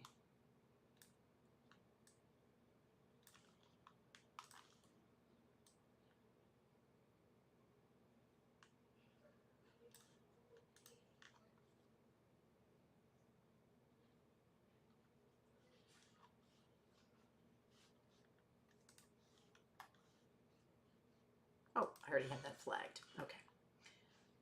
All right, moving on. Oh, I wonder, this was that morning on Floriana Island. I don't know if there are any turtles in this shot. Don't want to bring the exposure up too much. Oh, there's a turtle right there, but you can't really see him in the shot. That's okay. I still like the beach aspect of it.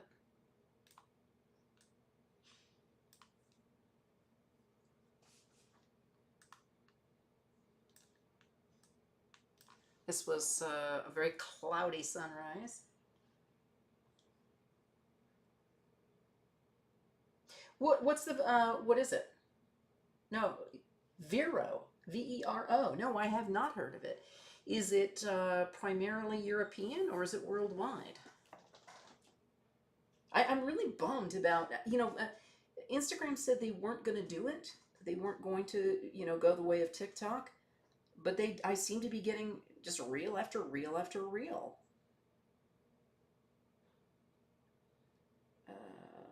Vero. There it is. Social without ads. Oh, Master Sauce. Scotland. I've been to Scotland a few times. In fact, I went to school in London a long, long time ago, and I lived there twice in my life in London. And I used to spend some time up in Scotland. I love it. It's so beautiful, especially you're right in the snow. Incredible. Vero. Huh. Nice. Oh, I'm going to install it right now. Vero Labs, True Social. All right.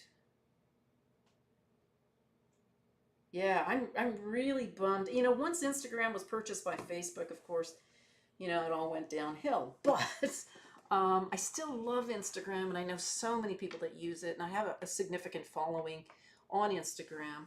But yeah, I'm a little frustrated with the reels as well. Uh, I just, you know, if I want to see photographs, I want to see photographs, and that's what, you know, Instagram was always for, was for photographs, not reels. So kind of makes me sad, but Hope it doesn't go the way of MySpace, right? Which I never ever signed up for. Did not. No. Not my jam.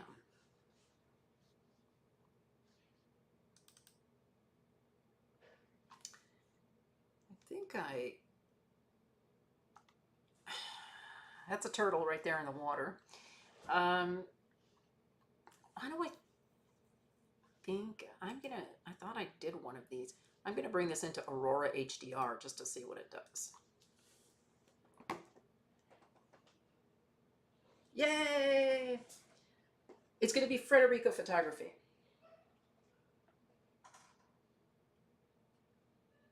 Vero, welcome to Vero.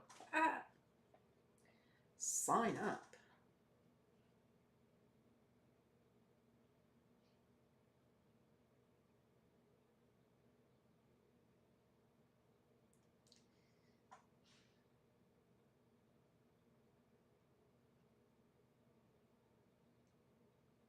I have never heard of this app, so I'm kind of looking forward to this. See, Master Sauce, we learn way before your time. Yeah, not before my time, unfortunately. But see, we always share things with each other. That's why I really love this community.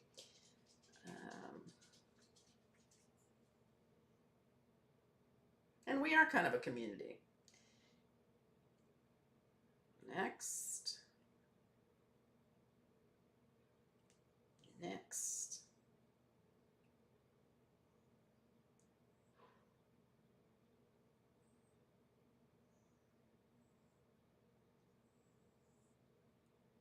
Okay. Choose a picture. I'll do that later.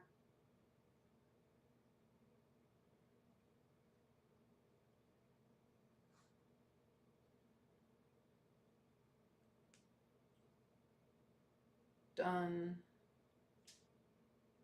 Okay. All right, it's Frederico Photography.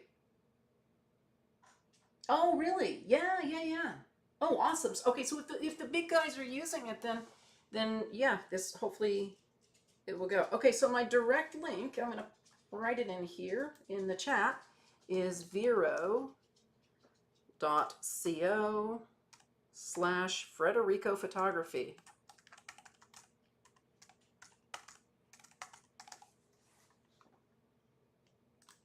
There we go. Vero.co/Frederico Photography. Very cool.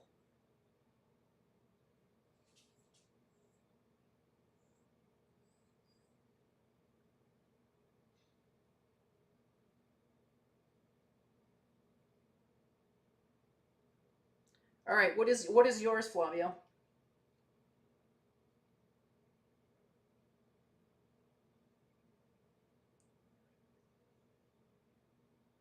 Oh yeah, Flavio, you gotta be my moderator. Thanks for the follow. thanks for the follow, Mr. Sass, and welcome. Absolutely. My chat's over here, so it's hard for me to like see it. It's really kind of weird. What's your handle on Vero?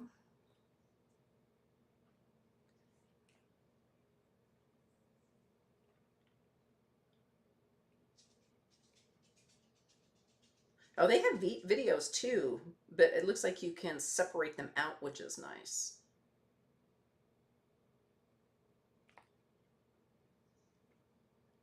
Okay. Flavio Sousa.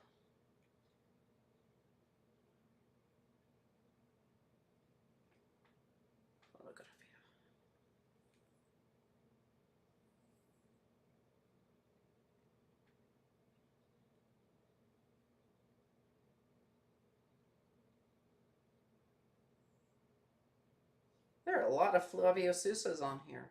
Why is it not coming up? Oh, I wonder if I can just follow you.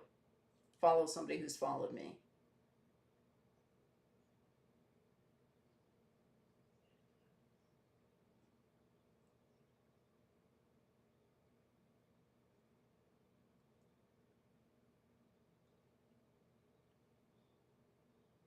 Yeah, there we go.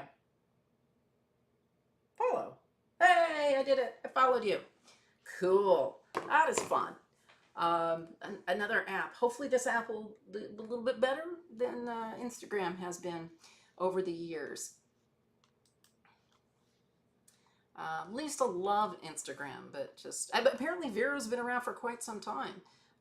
It found a friend of mine who's no longer even alive, and he's on it, so, or was on it anyway. Let's see. I like that. I'm going to go to dramatic since we have some dramatic clouds. No.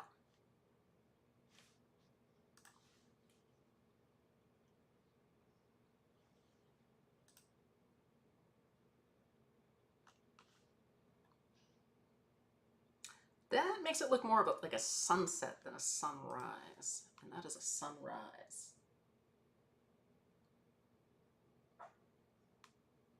Woohoo, followers!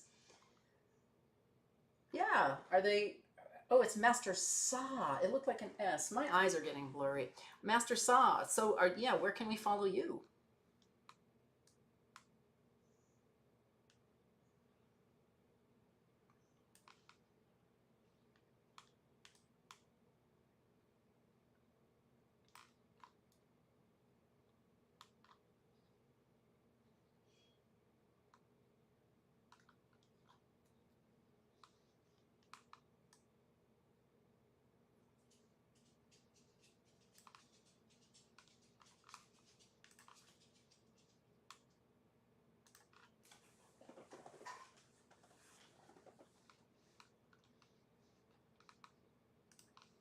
I don't like to use HDR all the time. In fact, I use it very sparingly. But on landscapes, it really, really makes a huge difference.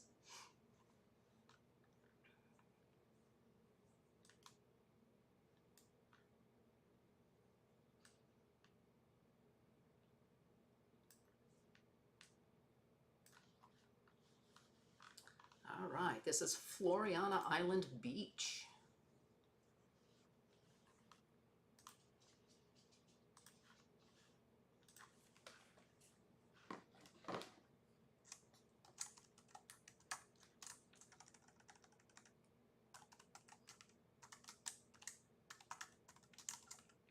Sunrise.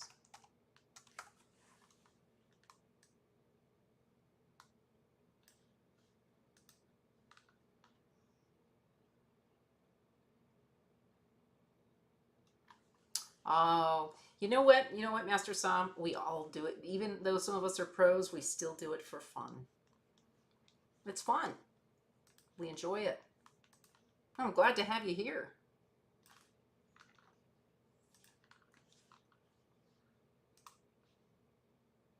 Do you use Lightroom or any of those, any programs? Awesome. Well, we'll definitely follow you. I know we all will. It's not just for pros. Sometimes you don't have to be selling your photographs and be a pro. It's we all enjoy the art. Would love to see your work. Yeah, do it. Absolutely.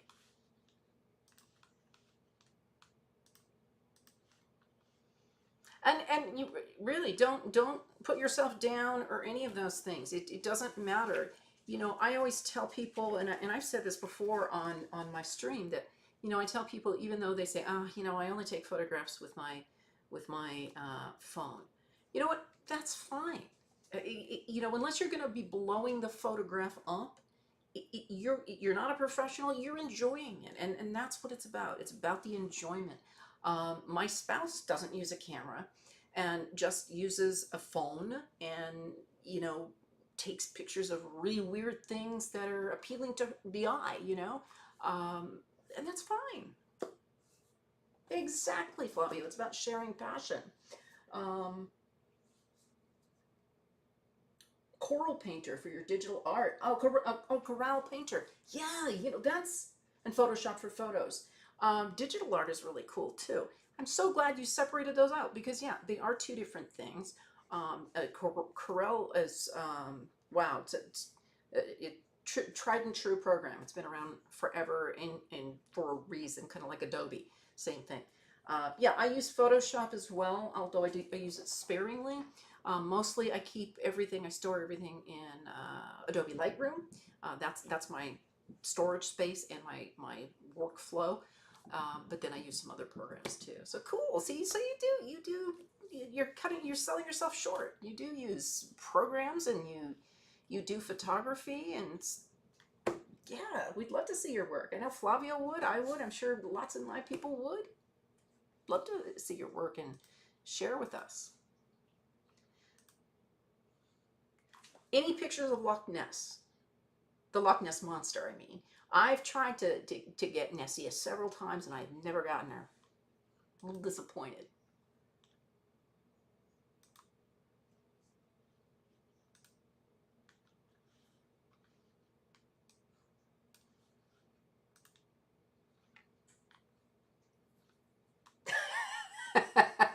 Scratching your beard, huh, Flavio?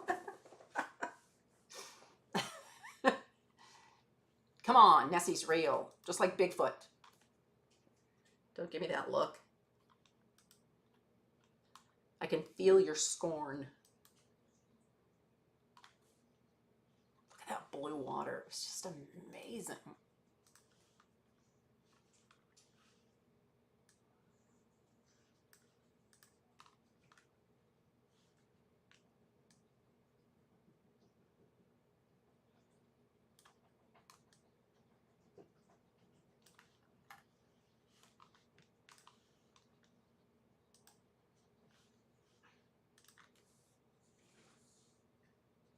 Really invisible?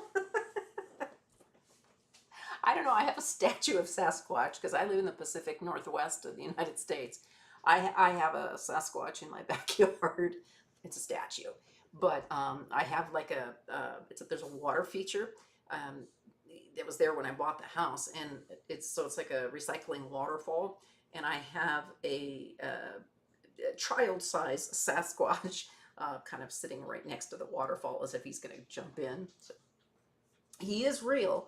He is real in my backyard.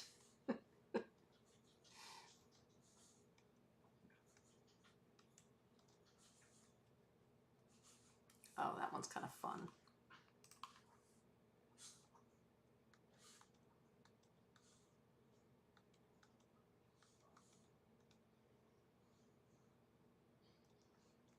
Yeah, that one's kind of fun. I'm just flagging photographs that I think might be fun to go back to. Oh, that one's fun. Looks like I edited this one. I didn't edit this, but that's just the natural way it was. Oh, no, I did. I did edit it. I wonder why I didn't have it flagged. Huh? Disturbing. Oh, I remember. Right, because my hard drive crashed. And I didn't... everything was fine. Didn't lose any data. But I did lose my previous catalog for Lightroom. So it saved all the edits, but it didn't save my flags and stars, which is critical to my workflow. So now I've got to go through and look for photographs which are edited.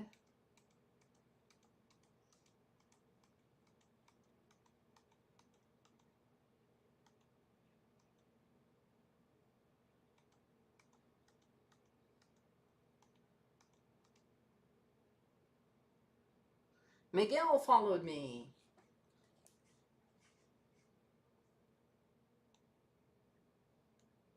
Yay! On Vero. I gotta get some posts in there. Oh, this was cool. The red flowers up there.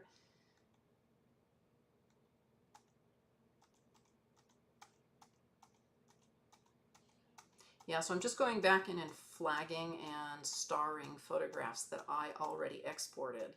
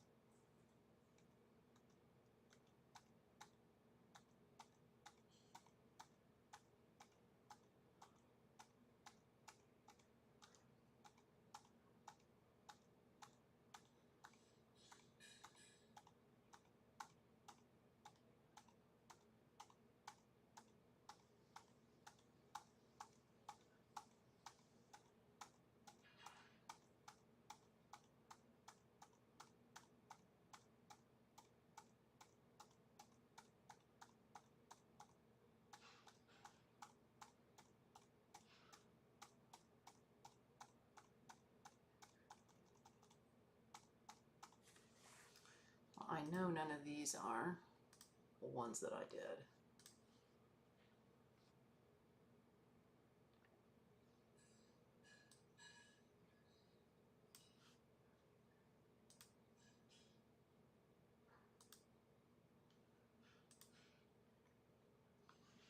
The Charles Darwin Center.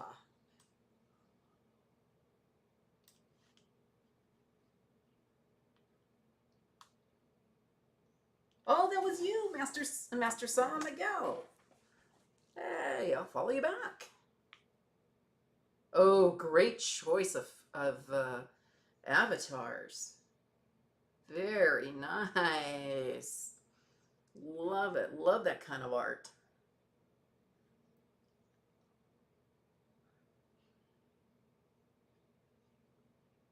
Is that your photograph, Miguel? Wow.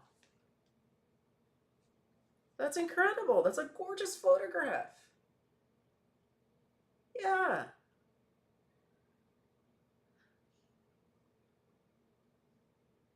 These are absolutely gorgeous, Miguel.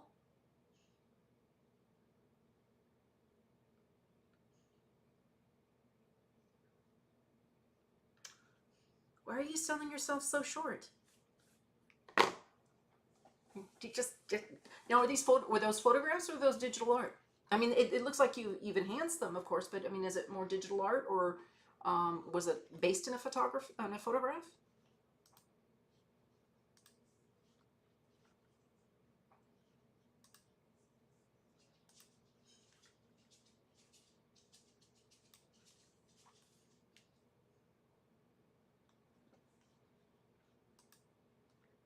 It is very Latin. Flavio's from Portugal. Little baby turtles. Digital art. It's incredible.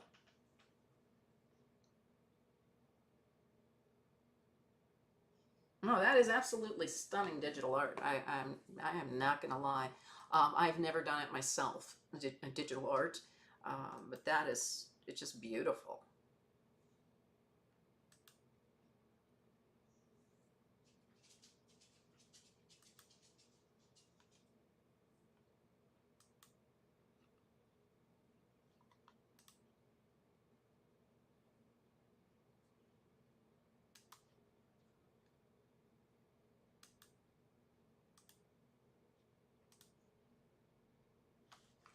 What in the world? Oh, that's a bird, a tiny bird. Sometimes I can't remember what I was taking a photograph of.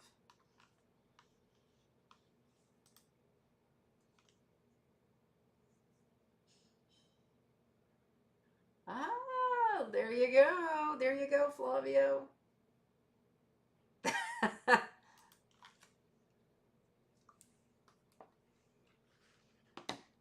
If it's any consolation, I love to cook with Madeira wine, even though I've never been to Portugal.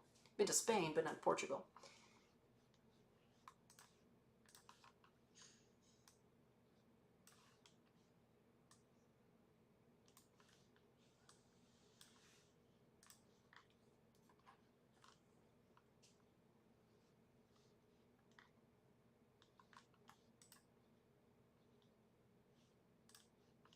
I get rid of that person with their hand and their cell phone there.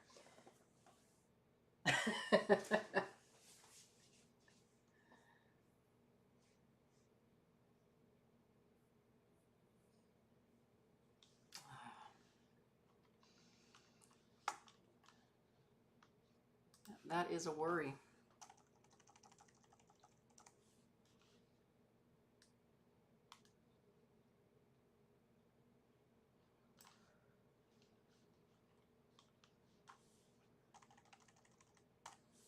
So I'm just getting rid of that person's hand.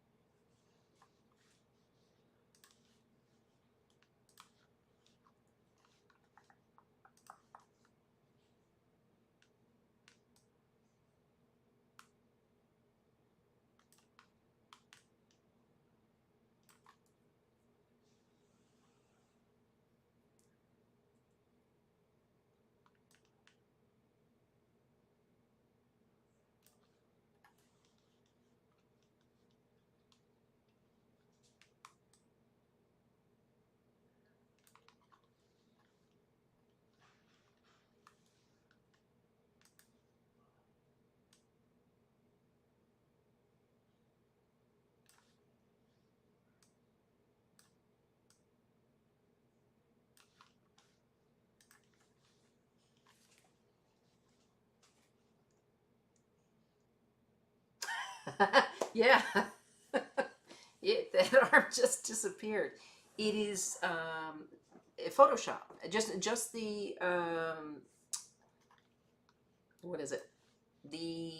This tool, the spot healing brush tool. Uh, when you have simple things like somebody's arm in there, you can just get rid of that very, very easily.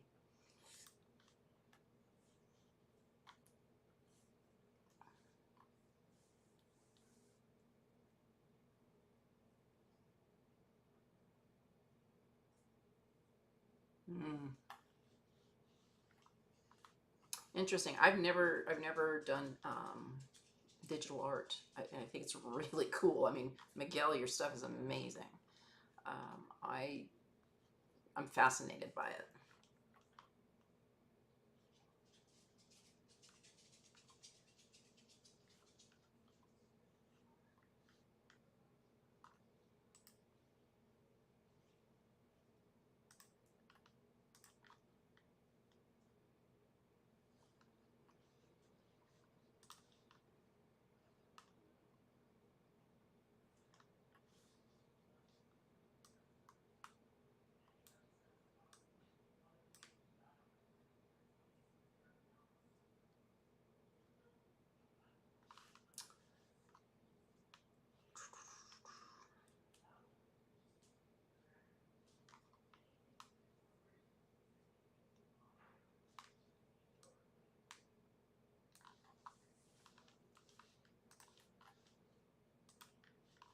So I just took it into a program called Aurora HDR, which I use sparingly, especially on animals, but this just kind of lends itself to it. And I'll show you what I like about it. I mean, this is nice. We've got a lot of nice detail. I could take this down a different way by, taking down highlights. That works too. But I kind of like what that did. And then I'm just going to take the highlights down in here too, just to bring that up a little bit. Yeah. And bring the shadows up. These are dinosaurs. Seriously, these are dinosaurs, I'm telling you. Prehistoric giant turtles. Tortoises, sorry, tortoises. Giant tortoises.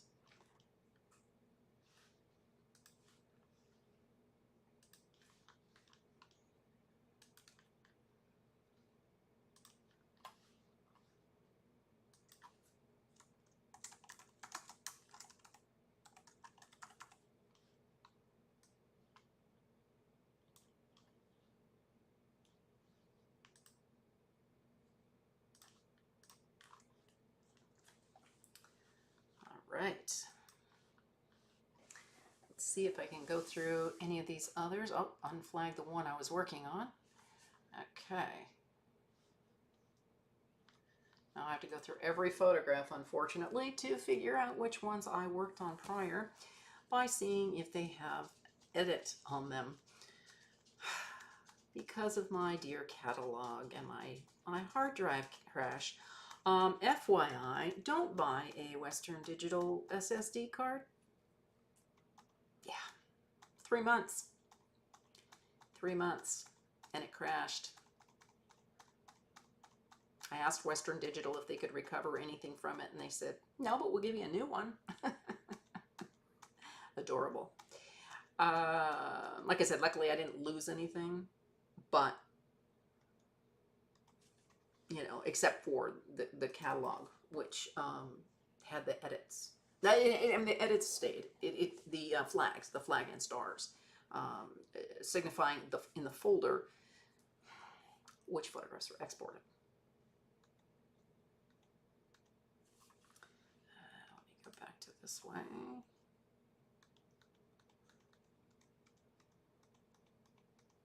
It just removed my flags and stars.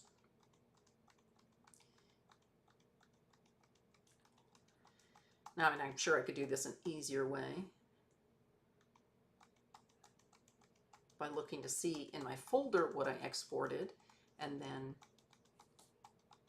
then doing this, but yeah.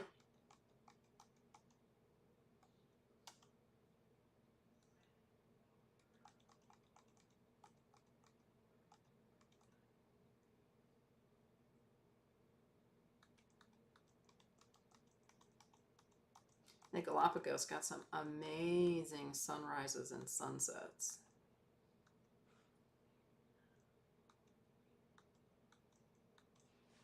Yeah, I'm sure. Tortoise butt.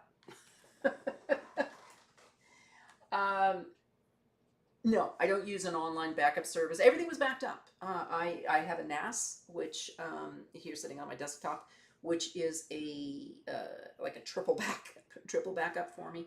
Everything was backed up. I don't keep anything on my my C drive, so I have 6 different drives in my computer. So everything was fine. The only thing it didn't, and for some reason the catalog was connected to the C drive, even though it shouldn't have been.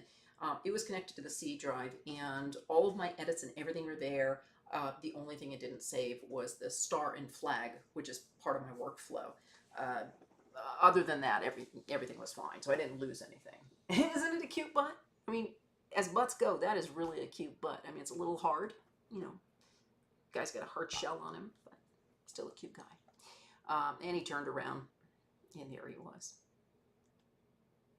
There he was again. Look at that face. And these things are like 150 years old. It's insane when you think about it.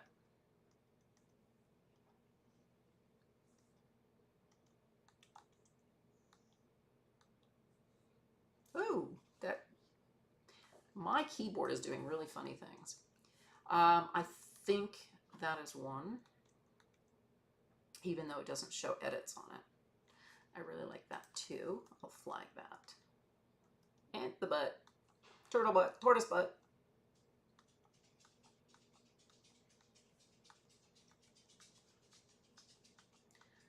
Really slow walker. You know what? I'd love to have one, but wrong climate here too. These things are huge. They are absolutely huge. In fact, I have a photograph on my phone that the naturalist that was there with us took of me. I'm standing behind the tortoise, and I've got my leg lifted almost, like everybody does with the Leaning Tower of Pisa. I've got my leg lifted almost like I'm standing on the tortoise, and I look like just an ant next to these things. They're absolutely huge. Yeah, they have a really, really slow metabolism. They do. Yeah, they would never live in Scotland. But even here in Portland, I live in Portland, Oregon, same thing. Way too far north for these guys. They would not be happy. But massive, massive. And these guys are just, they're just incredible. They're really quite a sight. Oh, I know that was one I saved. But none of these say edit, which is weird. He's still got lettuce in his mouth. I love it. Or grass, I mean. Lettuce. He's got lettuce in his mouth. He's eating lettuce. No, he still has the grass in his mouth.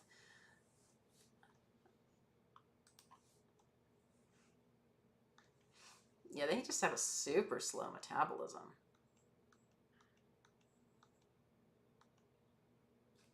Oh, there's one. That one's flagged and starred.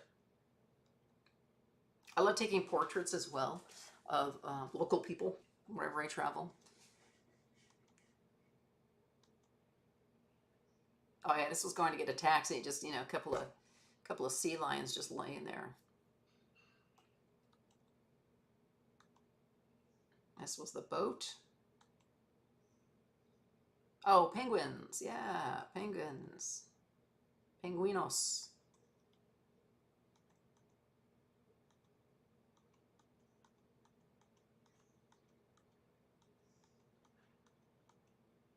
Penguinos and Sally Lightfoot crabs. Oh, there was one that was edited. There we go. All right, that's one. I will flag and star.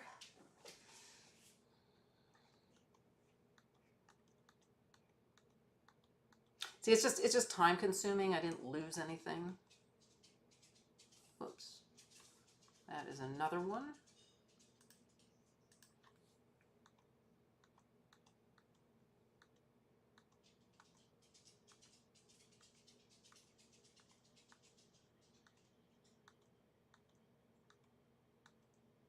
I'm really looking forward to Antarctica and seeing just thousands of penguins. I love penguins. I mean, I love all the animals, but penguins are just so cool.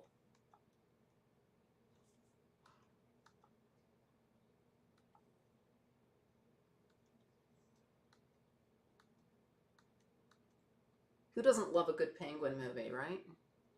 Right?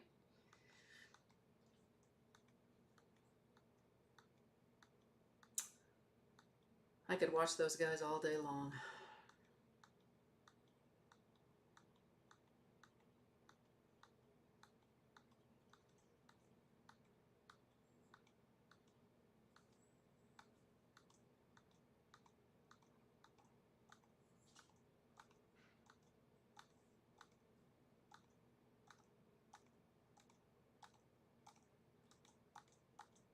That's just water.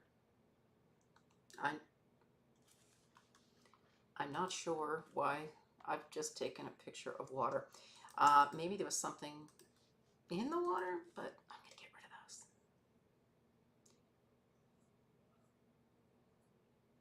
those. Again, no idea. Oh, there's something as a bird there. Okay.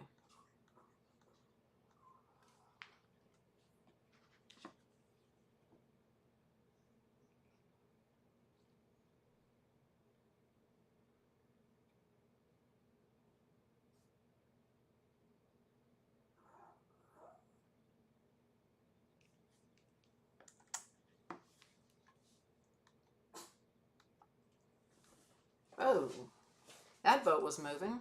Oh. Or maybe I had a cocktail that afternoon. I'm not really sure.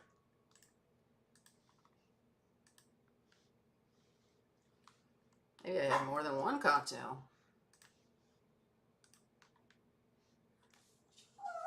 Oh, let me let the little guy out.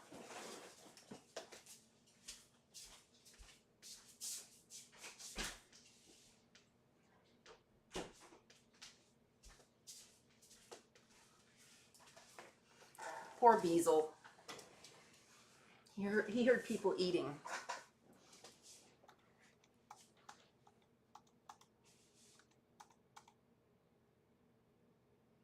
Blue-footed booby. Okay. I got better pictures of those. Much better. I don't know why I even took these photographs. In fact, I'm going to just save some space and get rid of them. Again, water.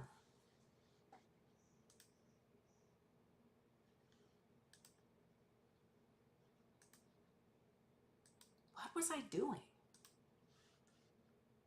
It really does look like I may have, had a cocktail at lunch. A couple of beers at lunch or something? I'm not really sure. Oh, little fish. Okay. Whew. Thought I was really losing my mind.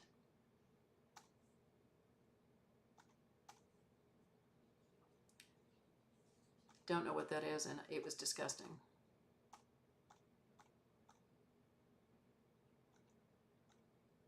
I'm not a big, like, insecty kind of person.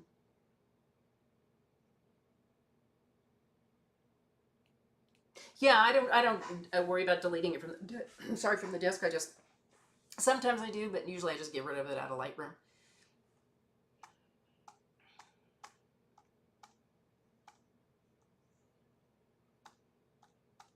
Just so it doesn't interrupt my, my workflow. Yeah, but sometimes I do delete it from disk.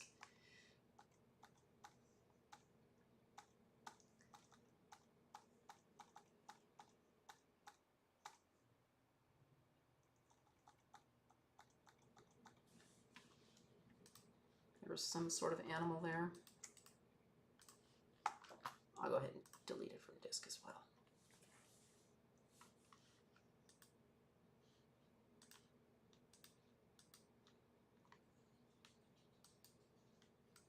Oh, it looks like a sea lion with barnacles on it or something.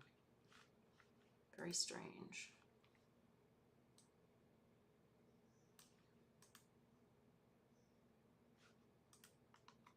I don't like the lighting in any of those. We have much better ones.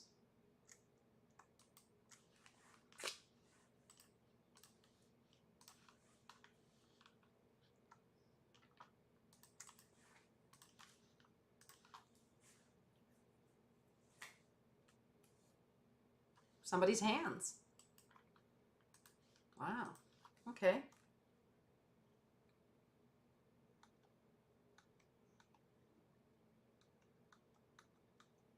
The colors were really amazing on the rocks in the Galapagos. Just the, the wildflowers and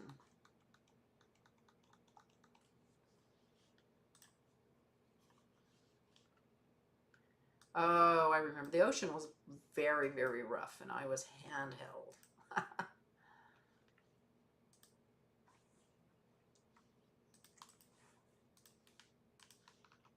Because I was on a like a skiff.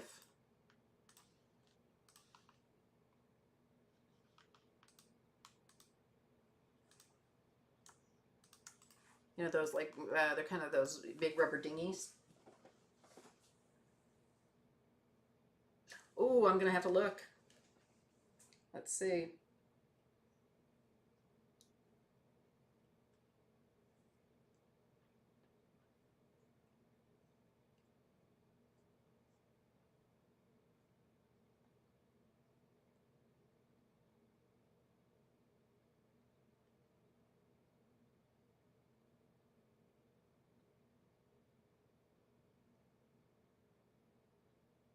That's a nice photograph, Miguel. What are you talking about?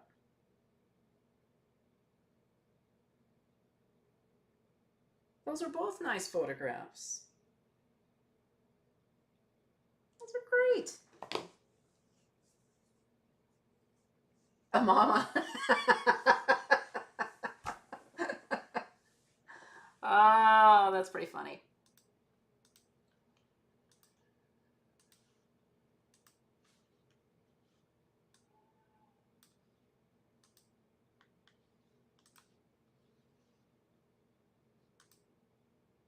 Oh, lonely little penguin.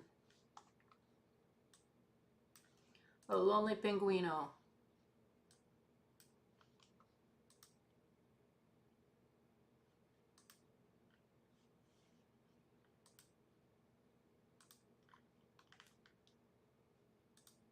But a penguino showing me his behind, nonetheless.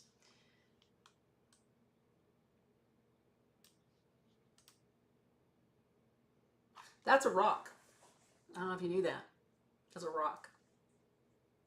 Yeah, they're great, Miguel. Yeah, for sure.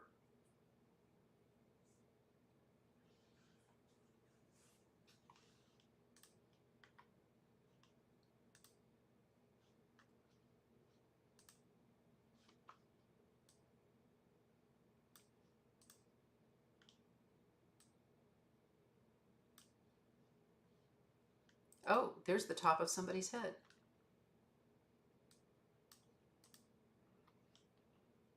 Oh, that's a stingray. I know no, maybe I didn't.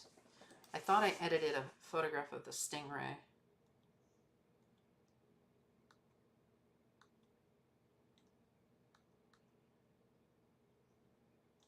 Now I'm not sure. I'll go ahead and flag that anyway, just in case.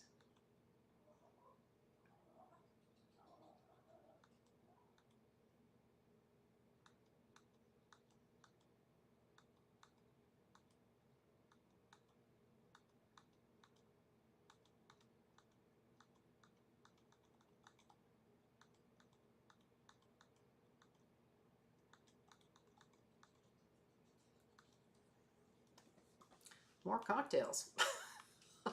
I am not really sure there.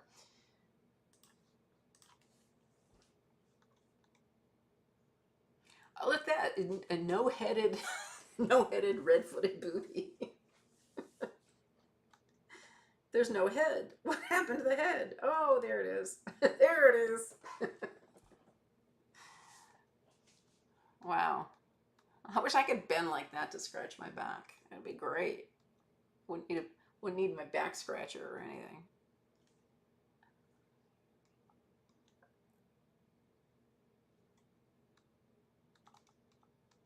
Okay, I actually kind of like that shot.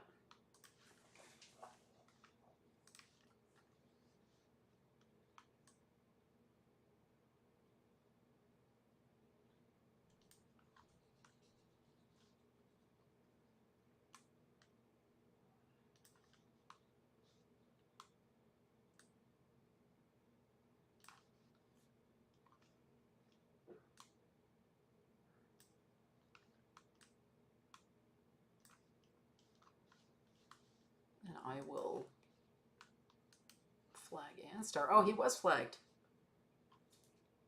Good to know.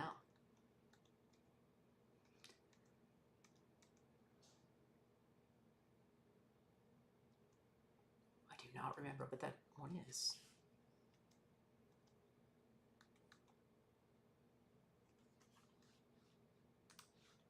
I like it though. I like that better. Some sort of vulture.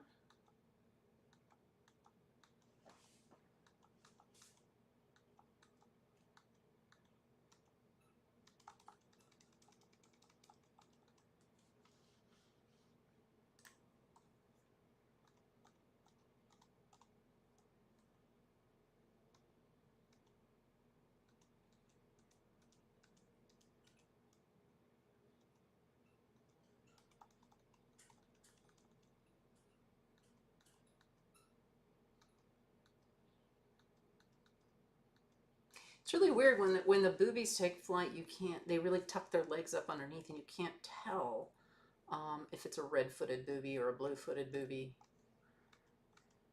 or even a Nazca booby, which just has regular brown feet.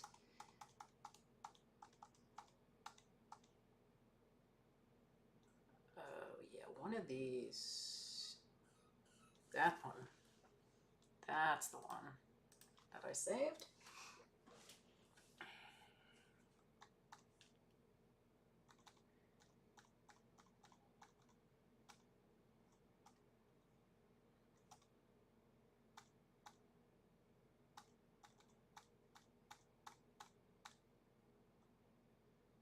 Lava lizard.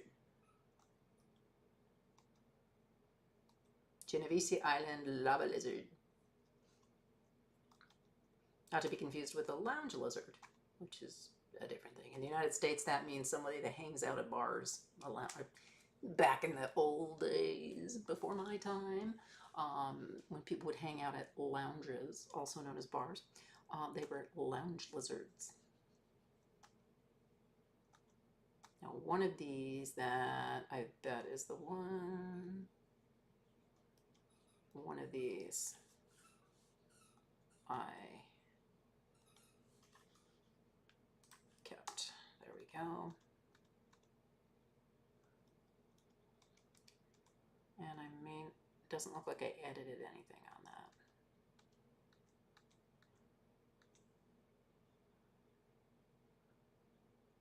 Oh, that's that bird with that red eye.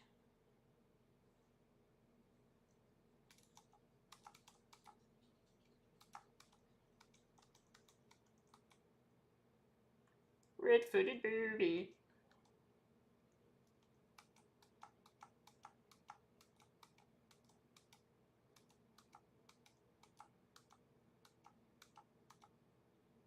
What were the British thinking, naming them boobies? And then, yeah, one has red feet, so it's a red-footed booby, and the other one is a blue-footed booby. Guess they couldn't think of anything better. Oh, little chicks.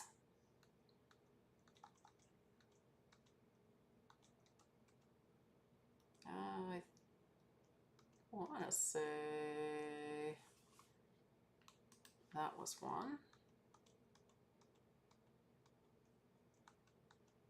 It's really hard to stop photographing in.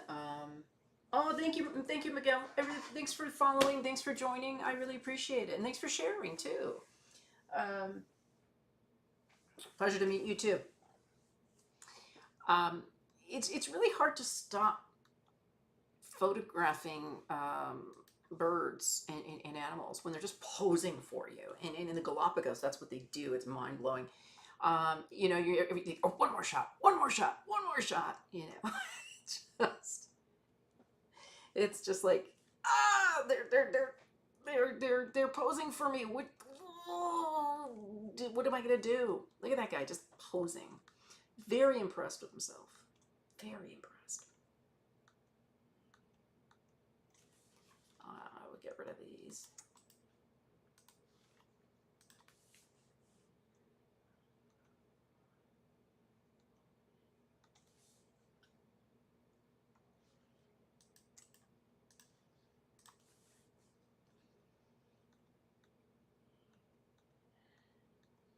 I go back to taking a picture of this guy. He's just sitting there, posing.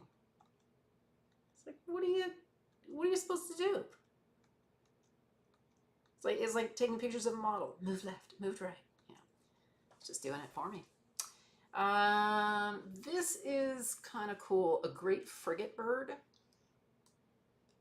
And unfortunately, he was puffing down by the time I got there. But when they puff up like that, they're mating. It's a mating call.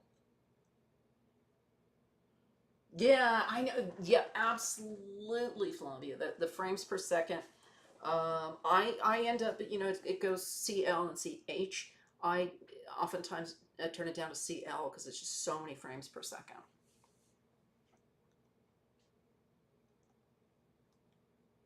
It's really unmanageable sometimes in post-production. Oh, that's better.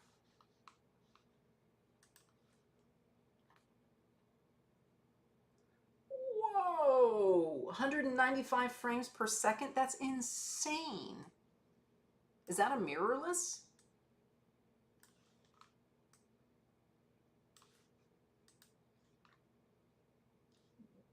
Wow. That is insane. I mean, it'd be incredible for sports photography, but and even some wildlife, I just don't know that I'd want to have to deal with that in post.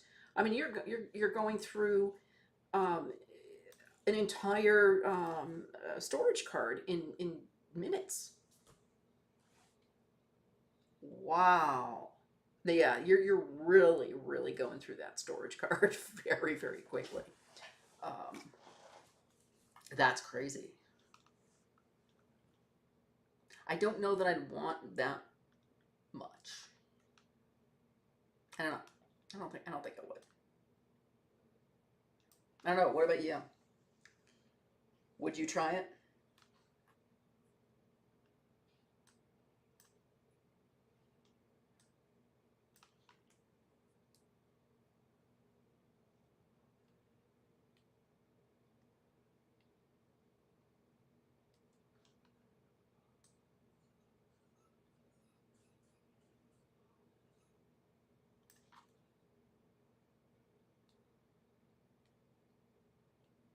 Yeah. No autofocus and metering. Interesting. Yeah, if you're doing sports, then you're fine. It's really going to be a specialized camera, I think. I mean, I like doing sports photography at the Olympics whenever I go to the Olympics, but I don't know that I would have the expense of something that doesn't have any autofocus or metering. That's I mean, I'm sure it's probably great. Do you know anyone who's tried it? I'm sure it comes with a hefty price tag as well.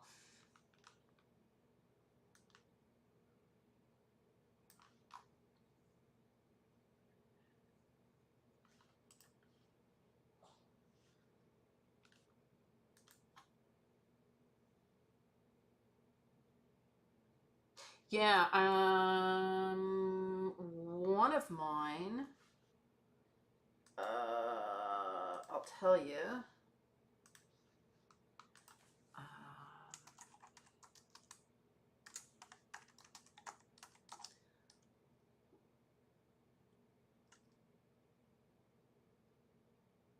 yeah, my Z6 II is I think 14 frames per second if I'm not mistaken, maybe a little bit more, and then my D500 is about 10 frames per second, and those are fast enough for me. Um, oh, easily, and even with 10 frames per second or 14 frames per second, it's like a machine gun. It's crazy. I cannot imagine 195 frames per second. I mean, you're shooting a movie. You're shooting a film. That is wild.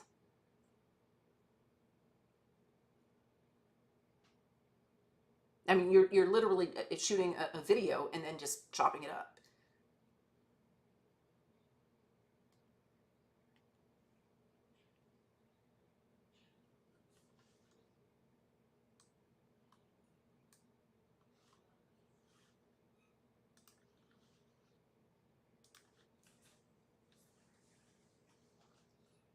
Oh, really? Oh, wow.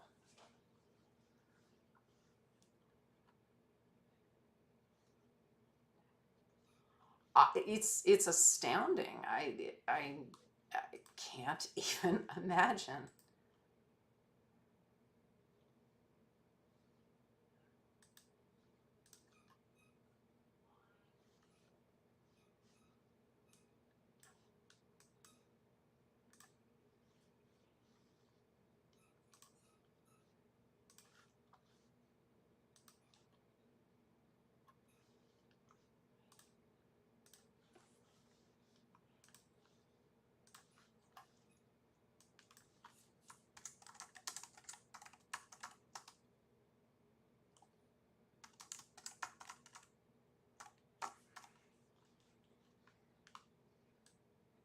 I knew what you meant.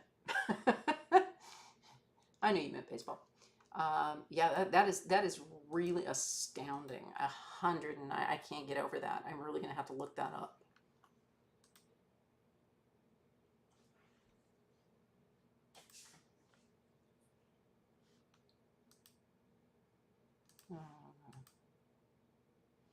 One of these. Oh, that one is flagged already. Thought I flagged one of these. That one. It looks like some of the flags are there, unless I've gone back and done some of these already. That's possible. This was in Quito.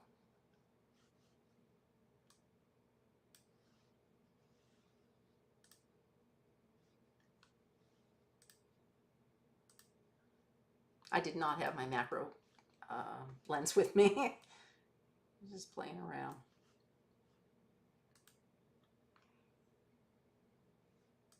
Oh yeah, some of them are. I did go back and redo some of the stars on these. Yeah, exactly. I don't know how expensive that is. What is it? The Canon R3? Just for giggles. Let's see. Here in the United States, how much is the Canon R3?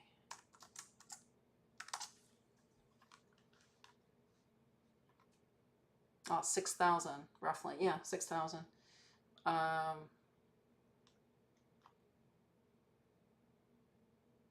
Yeah, I mean, if money's no object and you want to just have a little extra something in your arsenal, cool, cool.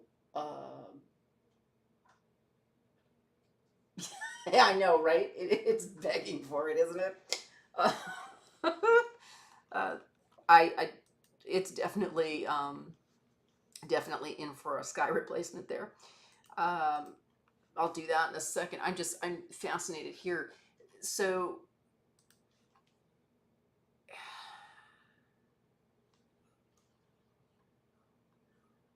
oh, well, this says 30 frames per second. Oh, for sure. But this is saying 30 frames per second. Where did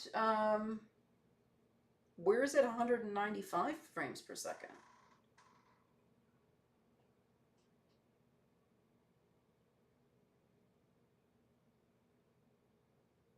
Unless it's a different one. No, that's the R5.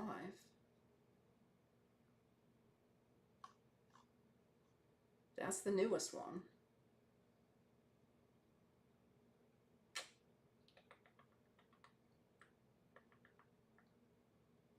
Very high ISO.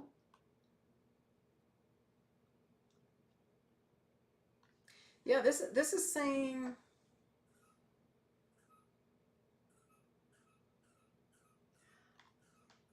Oh, gotcha. Okay, that makes sense. Let's do 195. Yes. Yeah, custom high speed. There you go. Wow. Wow.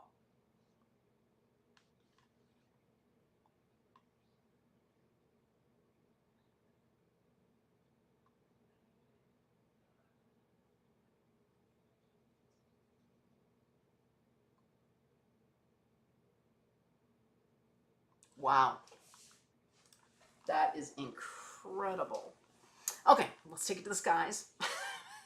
Let's get this into Luminar Neo. You are right, it is begging for a proper sky.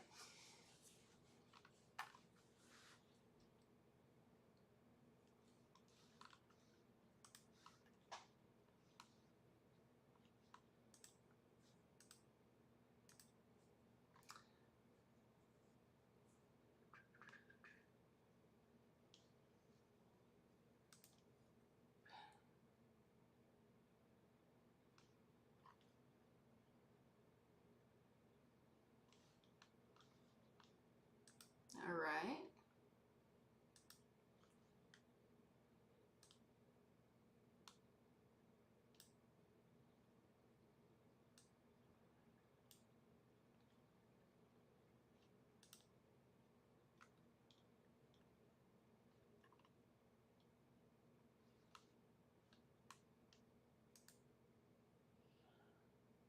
I think the position is okay on that too. All right.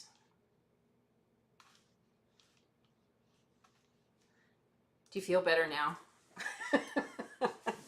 I agree. It was really needing a sky. Not a gray one, not a washed out sky.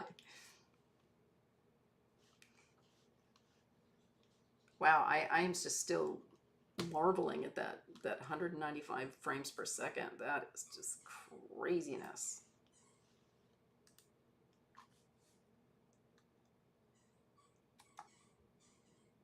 Oh, I did a panorama here. I did stitch all these together. Yeah, there we go. That's the panorama of the city of Keto.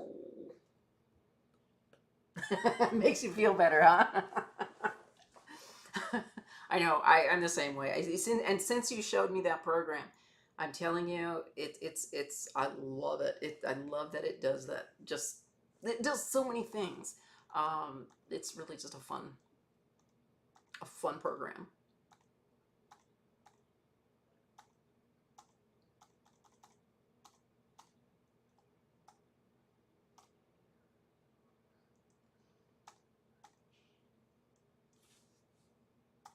I guess some of them are starred and flagged, or maybe I went through some of them before. It's entirely possible.